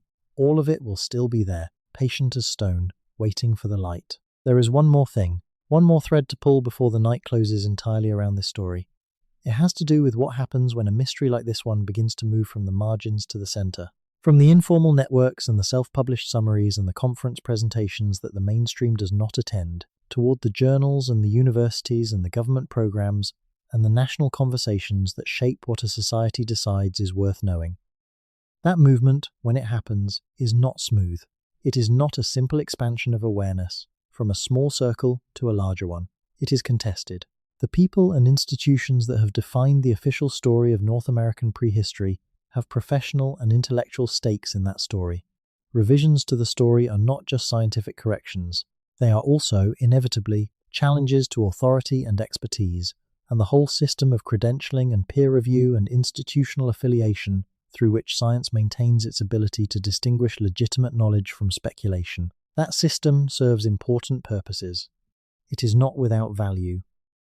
But it also creates friction at exactly the moments when friction is most costly, which is when genuine anomalies are beginning to accumulate beyond the capacity of the existing framework to absorb them. The friction around the Canadian Rockies stone sites is real. The formal discipline of Canadian archaeology has its established timeline and its established methods and its established consensus about who was where, when, and how complex their cultures were and what material culture they produced. The stone features documented by the informal network do not fit neatly into that consensus. And when things do not fit neatly into a consensus, the initial response of the consensus is usually not to reconsider its own foundations. It is to find a reason why the things that do not fit can be explained in terms of the consensus after all. That process of reabsorption is happening, in a limited way, with the Canadian Rockies stone sites. Some archaeologists who have been exposed to the documentation have proposed explanations that fit the sites within the existing framework. Perhaps the stones were placed by fur trade era indigenous peoples as trail markers and hunting blinds. Perhaps the alignments are coincidental. Perhaps the non-local stone types were transported by glacial processes that the informal researchers have misidentified. These are not unreasonable proposals. They are the kind of falsifiable hypotheses that good science proposes in the face of ambiguous evidence, and they deserve to be tested, with the same methodological rigor that any hypothesis deserves. The testing would require the same things that the investigation of the sites requires in any case: radiocarbon dates, soil chemistry, comparative stylistic analysis, formal excavation where appropriate, consultation with geological expertise about stone transport mechanisms. If those tests are done and they support the mainstream explanatory framework, then the sites are less interesting than they currently appear, and the informal research community will need to revise its interpretation. That is how science is supposed to work. You form hypotheses, you test them, and you accept the results wherever they lead. If the tests are done and they do not support the mainstream framework, then the revision required is in the other direction. The timeline moves back. The complexity increases. The story of who was in the Canadian Rockies and for how long and what they built and marked gets richer and more interesting, and further from the simple narrative that has served as the baseline. Either outcome is worth having. Either outcome produces more knowledge than we currently have. Either outcome is better than the current situation, which is to have the sites documented but undated, and the question open but unfunded, and the potential for knowledge there but unrealized. The testing requires funding. The funding requires institutional will. The institutional will requires the kind of sustained advocacy that the informal research community has been providing for years, without yet producing the result it is seeking. That result may be closer than it has ever been, or it may be further away than it seems. The future is genuinely uncertain in this, as in most things. But the stones are certain. They are certainly there. They are certainly not natural. They are certainly older than anyone can currently prove, and potentially much older than the conventional framework allows. They are certainly worth knowing about, and they are certainly not going anywhere, whatever the institutions decide or do not decide about their importance. The stones will wait. They have always waited, and in the waiting, they have been doing the only thing that stone can do, which is persist. Persist against the weather and the seasons, and the indifference of the institutions, and the inadequacy of the attention they have received. Persist as evidence. Persist as questions. Persist as the most durable form of the human impulse to mark what matters and leave something that will survive the marking. We are the inheritors of that impulse. Every generation of human beings that has ever stood in a high place and looked at the horizon and felt the urge to do something that would last has been an expression of the same deep human need that built the stone features of the post. Canadian Rockies, we are not separate from the people who made those sites. We are continuous with them. We are the future they gestured toward when they aligned the stones to the solstice sky. They did not know us. They could not have imagined us, but they knew that there would be a future, that the sun would rise on mornings after them, that someone would eventually stand where they stood and look at what they had made, and they made it well enough to still be there. That is the full weight of the mystery, finally.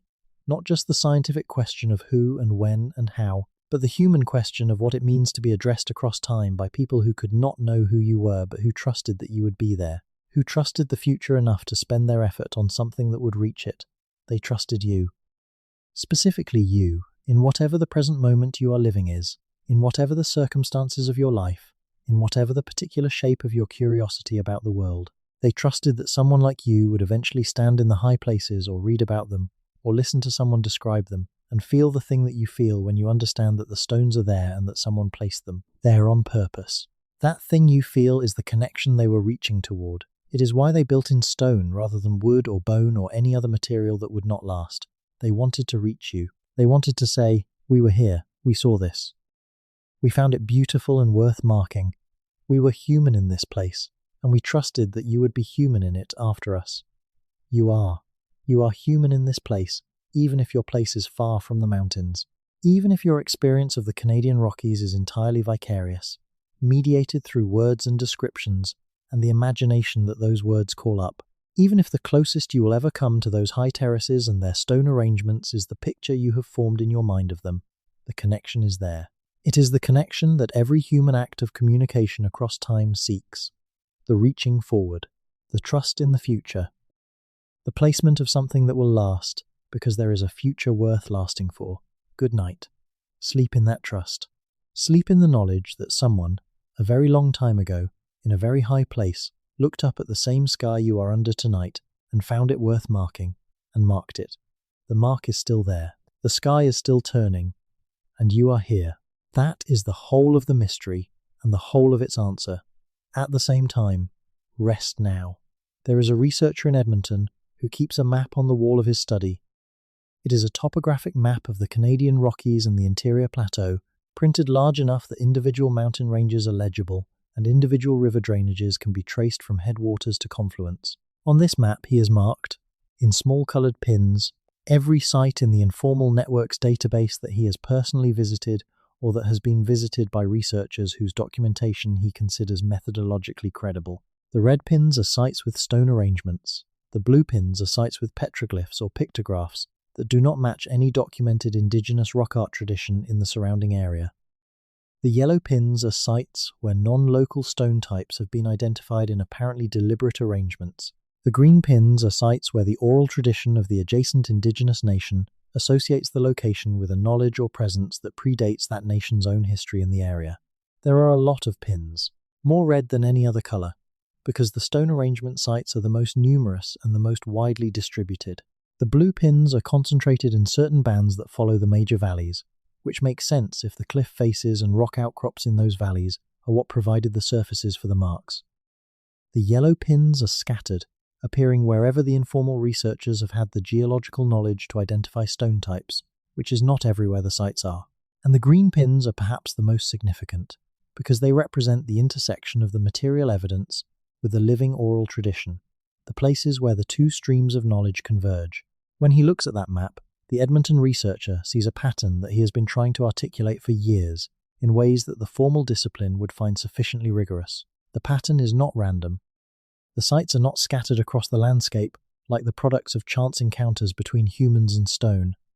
They are distributed in ways that suggest a system, routes, nodes, a network of marked places connected by the corridors that the terrain defines. A geography of human intention overlaid on the geography of the physical landscape. The network he sees on his map is not small. It spans the entire length of the Canadian Rockies and extends into the interior plateau. It suggests a degree of coordination, or at minimum a degree of shared practice across a large territory that goes well beyond what the conventional model of early North American societies would predict. Conventional models emphasize the small scale of early North American social units, the band-level organization, the limited geographic range of individual groups, the absence of large-scale coordination or communication across great distances. The stone network, if it is a network, says something different. It says that people were moving through this landscape with enough regularity and enough shared purpose to produce a consistent material record across hundreds of kilometers. It says that whatever coordination was happening, whether through trade or ceremony, or shared cultural tradition, or seasonal migration patterns that brought different groups into contact at predictable places and times, it was sufficient to produce a coherent geography of marked places.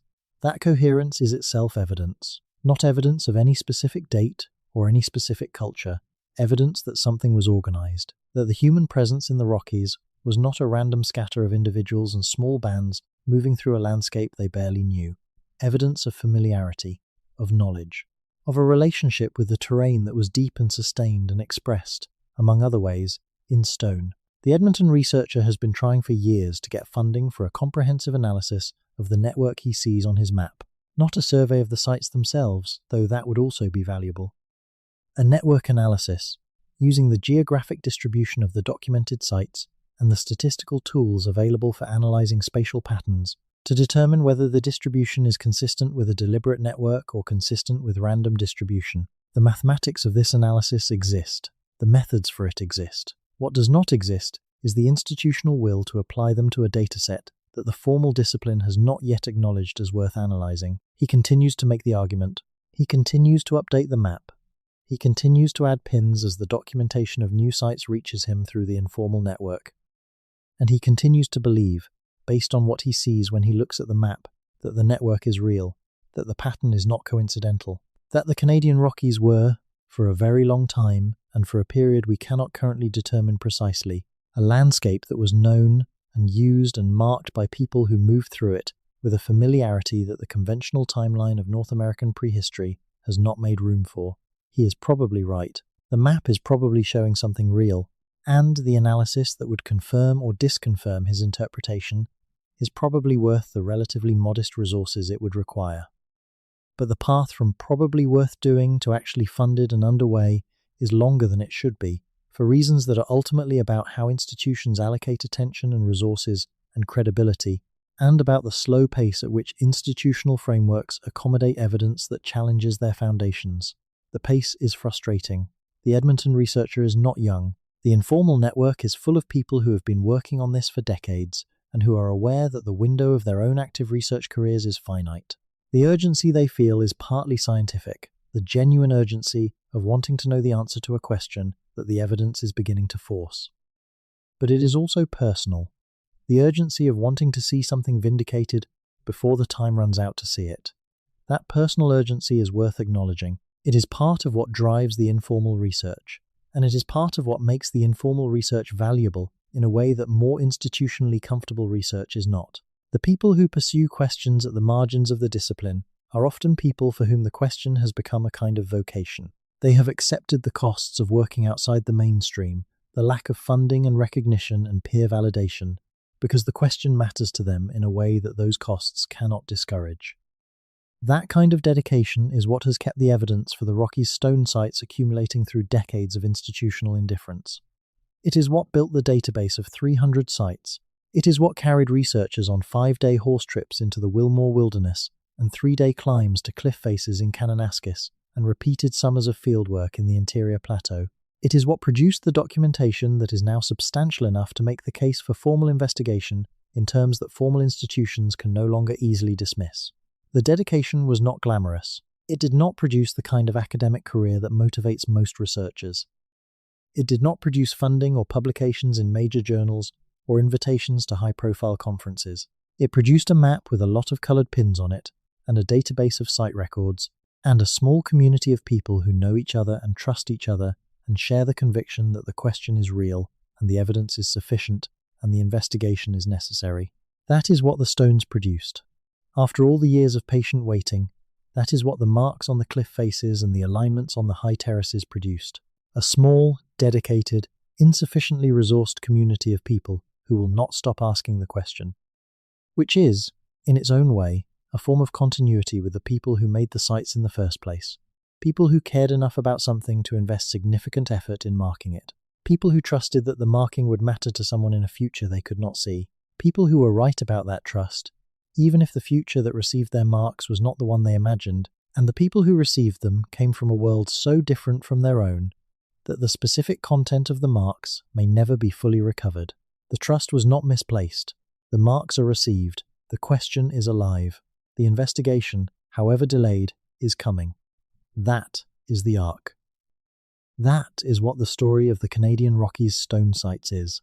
At its core, not just a scientific mystery, a story about trust, about the human capacity to make something that will outlast you, aimed at a future you cannot know, carrying meaning toward people who do not yet exist, and about the human capacity to receive that trust, to recognize the intention behind the marks, even without the cultural context that would make the specific meaning legible, and to decide that the intention was worth honoring by seeking the understanding it requires. We are in the receiving part of this story.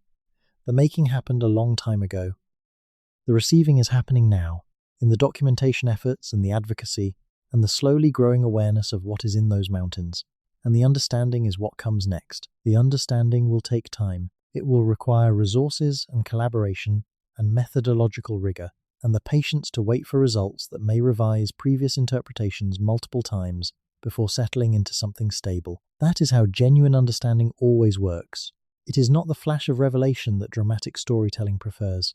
It is the slow, incremental, often boring, sometimes exciting, always uncertain work of building a picture from incomplete evidence, checking the picture against new evidence, revising the picture, checking again.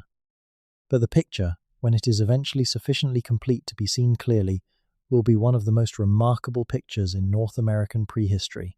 It will show a landscape that was inhabited and known and marked by human beings for a span of time that may challenge every assumption we currently hold about the depth and complexity of the pre-Columbian human story on this continent. It will show connections between distant cultures that the conventional model has not made room for. It will show knowledge systems and astronomical practices and ceremonial traditions of a sophistication that the simple story of early North America as a thinly populated wilderness of small wandering bands has not made room for.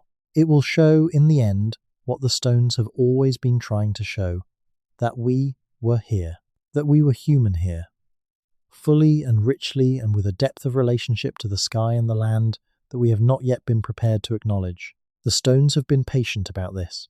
They can afford to be. They are stone. But the people who want to know, who have been asking for decades, and who will keep asking until the answer comes, are not stone.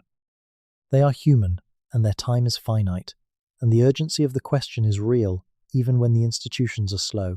For all of them, and for the stones, and for the people who placed them on their terraces and ridgelines in the high Rockies before history began to keep proper records, this story is told. this slow and winding and patient telling of the question. The answer is in the mountains. Go there if you can. Look carefully. Ask what you see, or stay where you are, in the comfort of wherever sleep is finding you, and know that the mountains are there. The stones are there. The question is alive. The investigation is coming. And when it comes, when the formal commitment is finally made and the work begins in earnest, it will be in part because stories like this one were told, because people who heard the question found it worth carrying forward, because the accumulation of knowing and caring reached sufficient mass. You are part of that accumulation now. Just by being here, just by listening, the stones say thank you, in the way that stones can say things, which is by being exactly what they are, precisely placed, patiently present, aligned to a sky that keeps turning. Good night, dream of mountains. The Bow Valley has been a passage through the Rockies for as long as anything has been passing through them. Long before the Trans-Canada Highway was built along its floor, long before the railway came through in 1884, long before the first European fur traders followed it westward in search of new territory, the Bow Valley was the way through, for animals following the easiest route between the plains and the interior, and for the people who followed those animals, and for the people who preceded those people, and for however many generations of prior human use preceded anyone whose name we have or whose culture we can identify. The valley floor is wide in some places, narrowing to gorges in others where the Bow River has cut through harder rock. The walls rise steeply on both sides, limestone cliffs and talus slopes and the long green aprons of conifer forest above the talus. In several places along the valley, where the rock walls face east and the morning light strikes them at certain angles, there are surfaces that the limestone has presented as natural panels, smooth faces of pale stone, oriented to receive the light, protected by overhangs from the worst of the weather. Several of these surfaces have marks on them. They have been known to local people for a long time. Some of them are documented in the park's interpretation materials as examples of Indigenous rock art. The Blackfoot Confederacy has cultural affiliations with the Bow Valley that are acknowledged in the official heritage management framework of Banff National Park. The marks that fit within the documented Blackfoot pictograph tradition are handled within that framework, managed and interpreted as part of the living cultural heritage of the Blackfoot people. But there are marks on some of those surfaces that do not fit the Blackfoot pictograph tradition. They have different characteristics, different colours where pigment has been used, different scales, different geometric qualities. And in two documented locations in the Bow Valley, marks that have an unusual relationship with each other across space. Not just marks on a single surface, but marks on paired surfaces, facing each other across a gap of several meters, oriented in a way that suggests they were designed to work together as a unified feature rather than as independent elements. The concept of paired or dialogic rock art, where marks on one surface are designed to be understood in relation to marks on another surface that they face or are aligned with, is documented in rock art traditions in other parts of the world. It is a sophisticated use of the landscape as part of the meaning-making system. It requires not just the making of marks, but the design of a spatial relationship between marks, which in turn requires the designer to think about how a person moving through the space will encounter the marks, and in what sequence and from what angle. The Bow Valley paired mark sites have not been analysed in terms of this concept by any formal rock art researcher. The formal rock art research community in Canada has focused its limited resources on the most clearly productive sites, and the Bow Valley anomalous marks have not risen to the level of priority that would attract that attention. But the informal researchers who have photographed and measured the sites have noted the spatial relationships and have published their observations in the network's circulated summaries. The observations are waiting for the formal analysis that would either confirm the spatial design interpretation or provide a better one. That analysis would require a rock art specialist with experience in comparative analysis across multiple cultural traditions. It would require high-resolution documentation using current photographic and digital modelling methods, and it would require the involvement of Blackfoot cultural authorities, both to ensure that the process respects the Blackfoot cultural affiliation with the valley and to access the oral knowledge that might speak to these particular sites. Those elements are assemblable. They have not been assembled for the Bow Valley sites because the priority has not been established. But they could be assembled, given the right combination of will and resources and the collaborative relationships that are the prerequisite for legitimate work in Indigenous cultural territories. The Bow Valley is not a remote location. It is one of the most visited corridors in Canada. Millions of visitors drive through it every year. They pass within a few kilometers of surfaces that carry marks from a time before any name we have for any human culture in the region. They stop at scenic pullouts and photograph the mountains. They visit the interpretive centers and read the displays about glacial geology and wildlife ecology. And almost none of them know that there are marks on some of those limestone walls that no one has fully explained. The proximity of the mystery to the mainstream is one of the striking things about the Canadian Rockies situation. This is not a remote wilderness that only specialists can access. It is a national park with paved roads and visitor infrastructure, and thousands of researchers and students and wildlife managers working in and around it every year. The anomalous marks are not in the deep backcountry. Some of them are within sight of the highway. And still the formal investigation has not happened. The investigation has not happened because the question has not been officially asked. The sites are managed within existing frameworks that do not have a category for what they appear to be. The formal rock art management framework handles documented Indigenous cultural heritage sites in established ways. Sites that fit the established cultural affiliations go into the database and receive appropriate management attention. Sites that do not fit the established cultural affiliations have nowhere to go in the framework. They are anomalies in an administrative sense as much as an archaeological sense. And anomalies that do not fit the administrative categories tend not to receive administrative resources. Changing that requires changing the framework. Changing the framework requires the kind of policy advocacy that goes well beyond the informal research community's capacity. It requires engagement at the level of Parks Canada and the provincial heritage agencies and the federal department responsible for historic sites.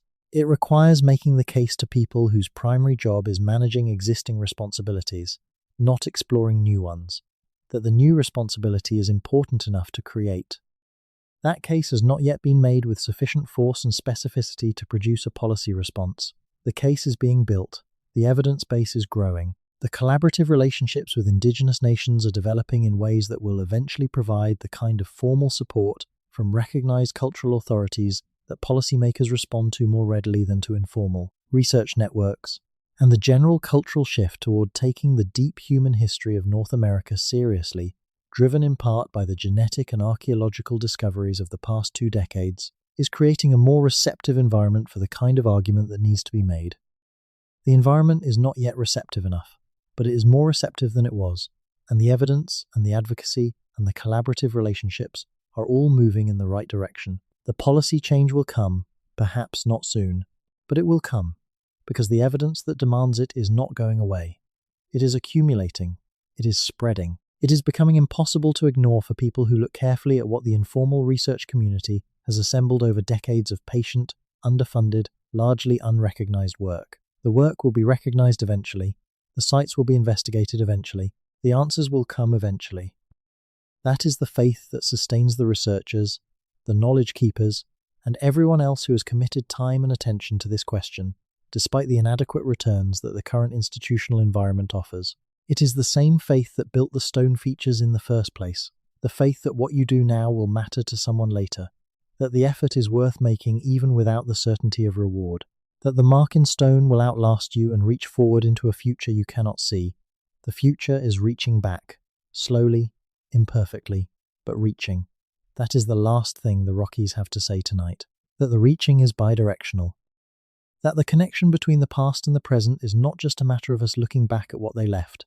It is also a matter of what they anticipated when they left it. The people who placed those stones were not passive. They were active. They were saying something to someone. They were trusting the future with a message. We are the future they trusted. We are the ones they said something to.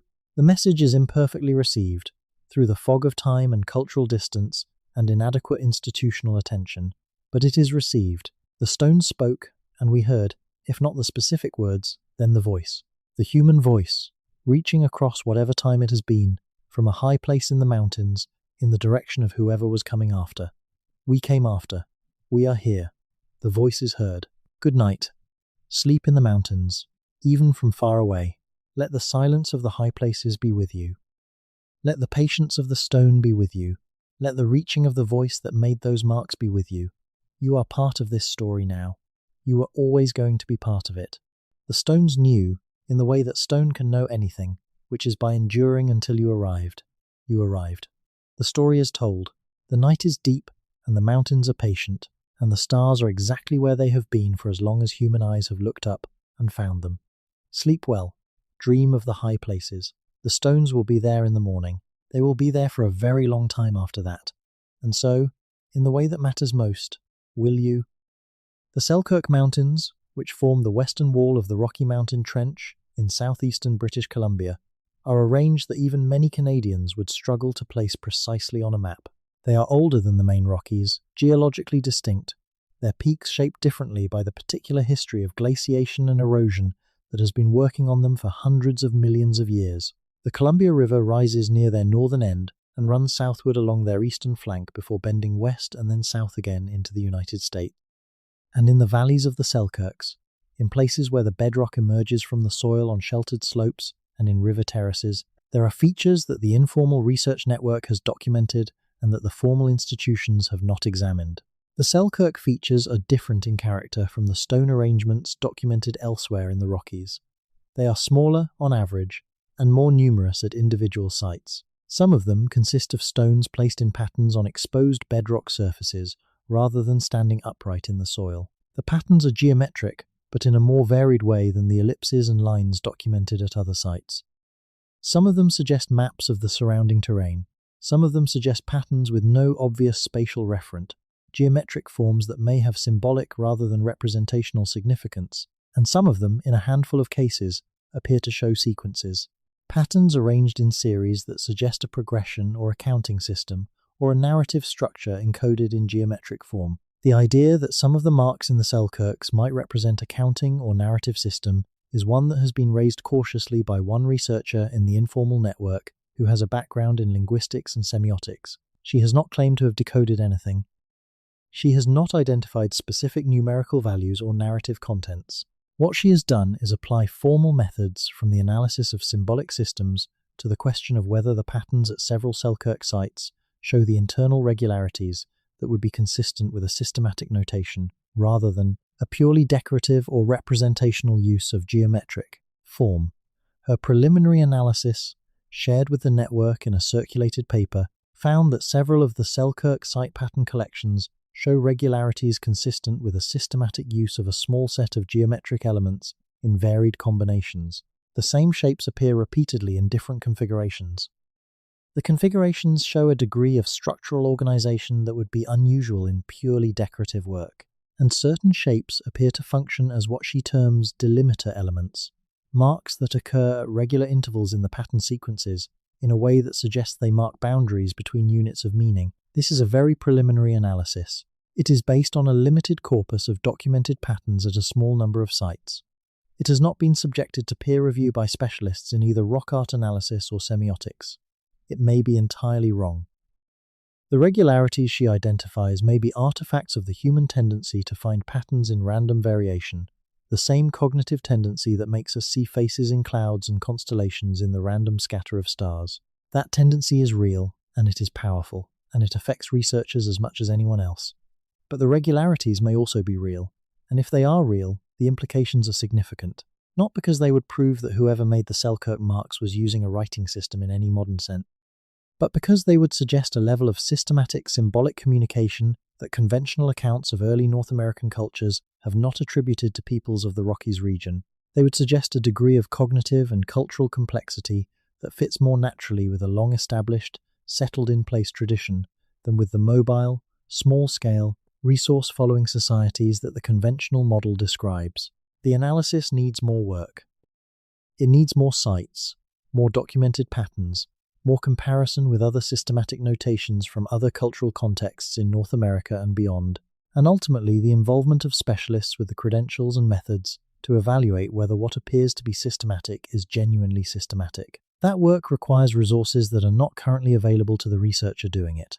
But the question she has opened is a real question, and it is one more thread in the accumulating argument that the human story in the Canadian Rockies is more complex, more ancient, and more interesting than the standard account has acknowledged. The threads are many now. The geological evidence of long habitable refugia within the glaciated landscape, the genetic evidence of pre-Clovis founding populations with diverse origins, the oral traditions of the region's indigenous nations that speak of presences and knowledge systems older than their own, the stone arrangements aligned to astronomical events, The non-local stone types transported to deliberate positions. The possible sky map on the Peace River Nunatak. The Wilmore Wilderness Solstice Marker. The Kootenay Terrace geometric features. The Bow Valley paired mark sites. And now, the possible systematic notation in the Selkirks. Each thread alone is a question. Together, they are a pattern. A pattern that the Edmonton researcher with his wall map has been staring at for years. A pattern that the Vancouver LiDAR advocate has been trying to get funded to examine properly. A pattern that the Secwepemc Cultural Heritage Coordinator has been documenting from within the tradition that carries part of its meaning. A pattern that the Indigenous elders have been speaking about in appropriate contexts for years. A pattern that the retired surveyor from Kamloops spent 23 years of his life adding to, site by documented site, before his time ran out. A pattern that the mountains themselves contain, written in the most durable script available to any culture in any era. Stone, precisely placed, patiently present, waiting for the light to find it at the right angle and the right time. The light is coming, slowly, but it is coming. And when it arrives, it will illuminate something that has been waiting here since, before there were any words in any human language currently spoken to describe it. That is the end of this particular telling. Not the end of the story, which continues in the mountains and in the databases and in the oral traditions and in the laboratories that will eventually be directed here, but the end of tonight's thread of it, the part that can be held in one sitting, or one long drift into sleep, or one slow passage through the dark hours. The rest is in the mountains. The rest is in the stones. The rest is in the hands of the people who will eventually be given the resources to go and look and ask the right questions in the right places with the right tools. Until then, the question is here, with you, wherever you are, whatever the time is where you are. The question is yours now, carried forward from the stones that carried it forward for however long they have been carrying it. That is how things survive. That is how questions outlast the people who first asked them. They get passed to someone new who finds them worth asking again, who finds the mystery worth staying awake for, or worth drifting into sleep with, or worth carrying into whatever the next day brings. You are carrying it now, lightly, but you are carrying it. Good night. The mountains are patient. The stones are there. The question is alive. That is everything. For tonight. That is more than enough. Sleep well. There is one final thing the mountains ask of anyone who has spent time with their mystery. Not a grand thing. Not something that requires action or advocacy or any particular effort beyond the willingness to hold the question with a certain kind of care. They ask for honesty. Not the honesty of the scientist who demands proof before acknowledging possibility, and not the honesty of the enthusiast who leaps past the evidence to the conclusion that feels right. The honesty of someone who can sit with the genuinely unknown and not need to resolve it prematurely in either direction. The honesty of someone who can say, I do not know, and the not knowing is itself interesting, and the question is worth carrying. The Canadian Rockies have been holding their mystery with that kind of honesty for a very long time. The stones do not claim to be anything in particular. They do not announce themselves. They do not make the case for their own significance. They simply are what they are, in the positions they are in, oriented as they are oriented, placed there by someone whose name we do not know, for reasons we have not yet determined. That restraint is instructive. The mystery is patient precisely because it makes no demands. It offers itself to whoever comes looking and turns itself away from no one. But it does not reach out and grab. It does not announce itself on roadside signs or press releases or urgent communications from official bodies. It waits, as the mountains wait, as the stones wait, in the confidence that what is genuinely there will eventually be found by someone genuinely looking. Someone is always genuinely looking. That has been true throughout the decades of inadequate institutional attention. Someone has always been out there, in the foothills or the high passes or the valley terraces, looking carefully and asking the question. The informal network is proof of that. The Secwepemc cultural heritage work is proof of that. The elder who spoke at the Banff conference about the old knowledge in the high places is proof of that. The Edmonton researcher with his wall map is proof of that. The looking has been continuous. The question has been alive throughout. What has been missing is not curiosity.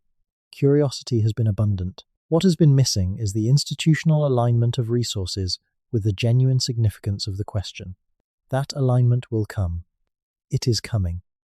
And when it arrives, the looking that has been happening all along, the patient, underfunded, persistent looking of people who found the question too important to leave unasked, will turn out to have been the foundation that the formal investigation is built on. The database of sites, the documented patterns, the comparative analyses, the collaborative relationships with Indigenous communities, all of it done in advance of the institutional commitment by people who did not wait for the institution to tell them the question was worth asking.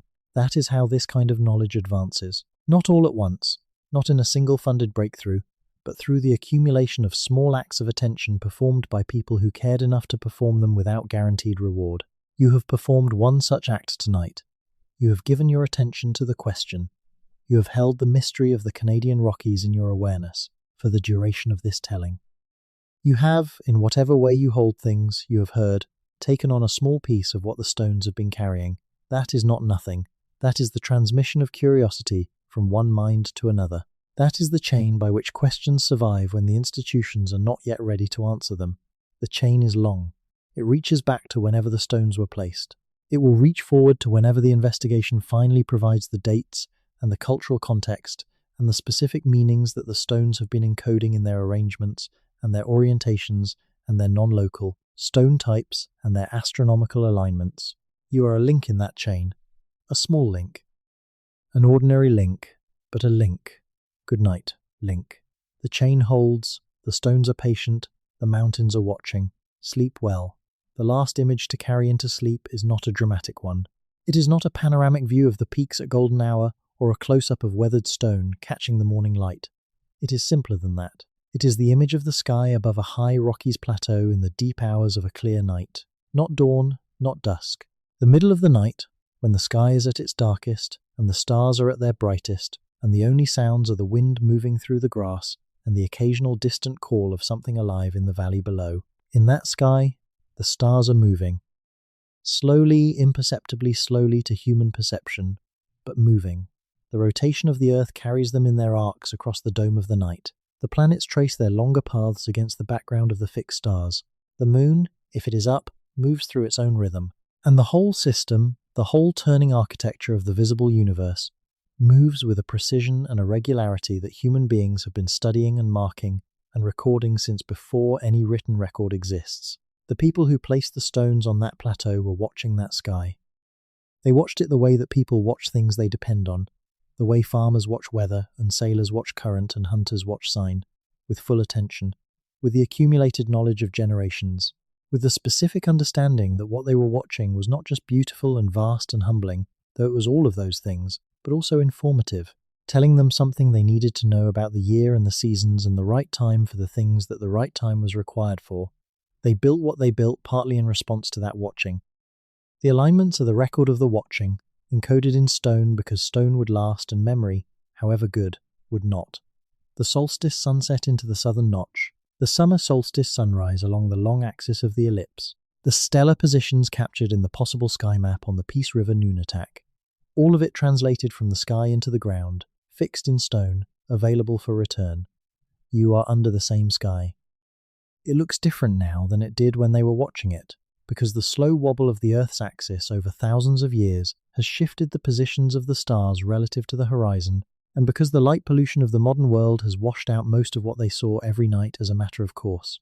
But the same stars are there. The same rotation is happening. The same sun rises in the same direction on the summer solstice and sets in the same direction on the winter solstice. The architecture of the sky has not changed in any way that matters for the alignments they built. Their stones still point at what they were pointing at when they were placed. That continuity is the deepest thing about the stone sites of the Canadian Rockies. Not just that they are old, or that they are mysterious, or that they represent a human presence more ancient and more complex than the official story allows, but that they are still working, still oriented to the sky that is still turning, still doing, in whatever way stone features can do anything, what they were made to do. The watching, the marking, the aligning, the trusting of the future, all of it still present in the stones, as available now as it was when it was put there. That is the final thing. The stones are still working, the sky is still turning. And you are here, under the same sky that was above them, carrying the question they encoded in their work forward into a future they trusted. What you do with the question is yours to decide. But the fact that you have it, that it has reached you across whatever time separates your moment from theirs, is something. It is something worth sleeping on. Good night. The mountains are large enough to hold everything. The silence is deep enough to hold everything. And the night is long enough to hold everything that the day could not. Take what you need from this telling and leave the rest for the next person who comes looking for the same thing. The question belongs to everyone who asks it. The stones belong to whoever can hear them, and the sky belongs to the night. Good night. Rest now in the knowledge that curiosity is never wasted. Every question asked in genuine wonder adds something to the long human project of understanding where we come from. The stones know this. The mountains know this. And somewhere in the high, cold places of the Canadian Rockies, under a sky full of stars, the work of understanding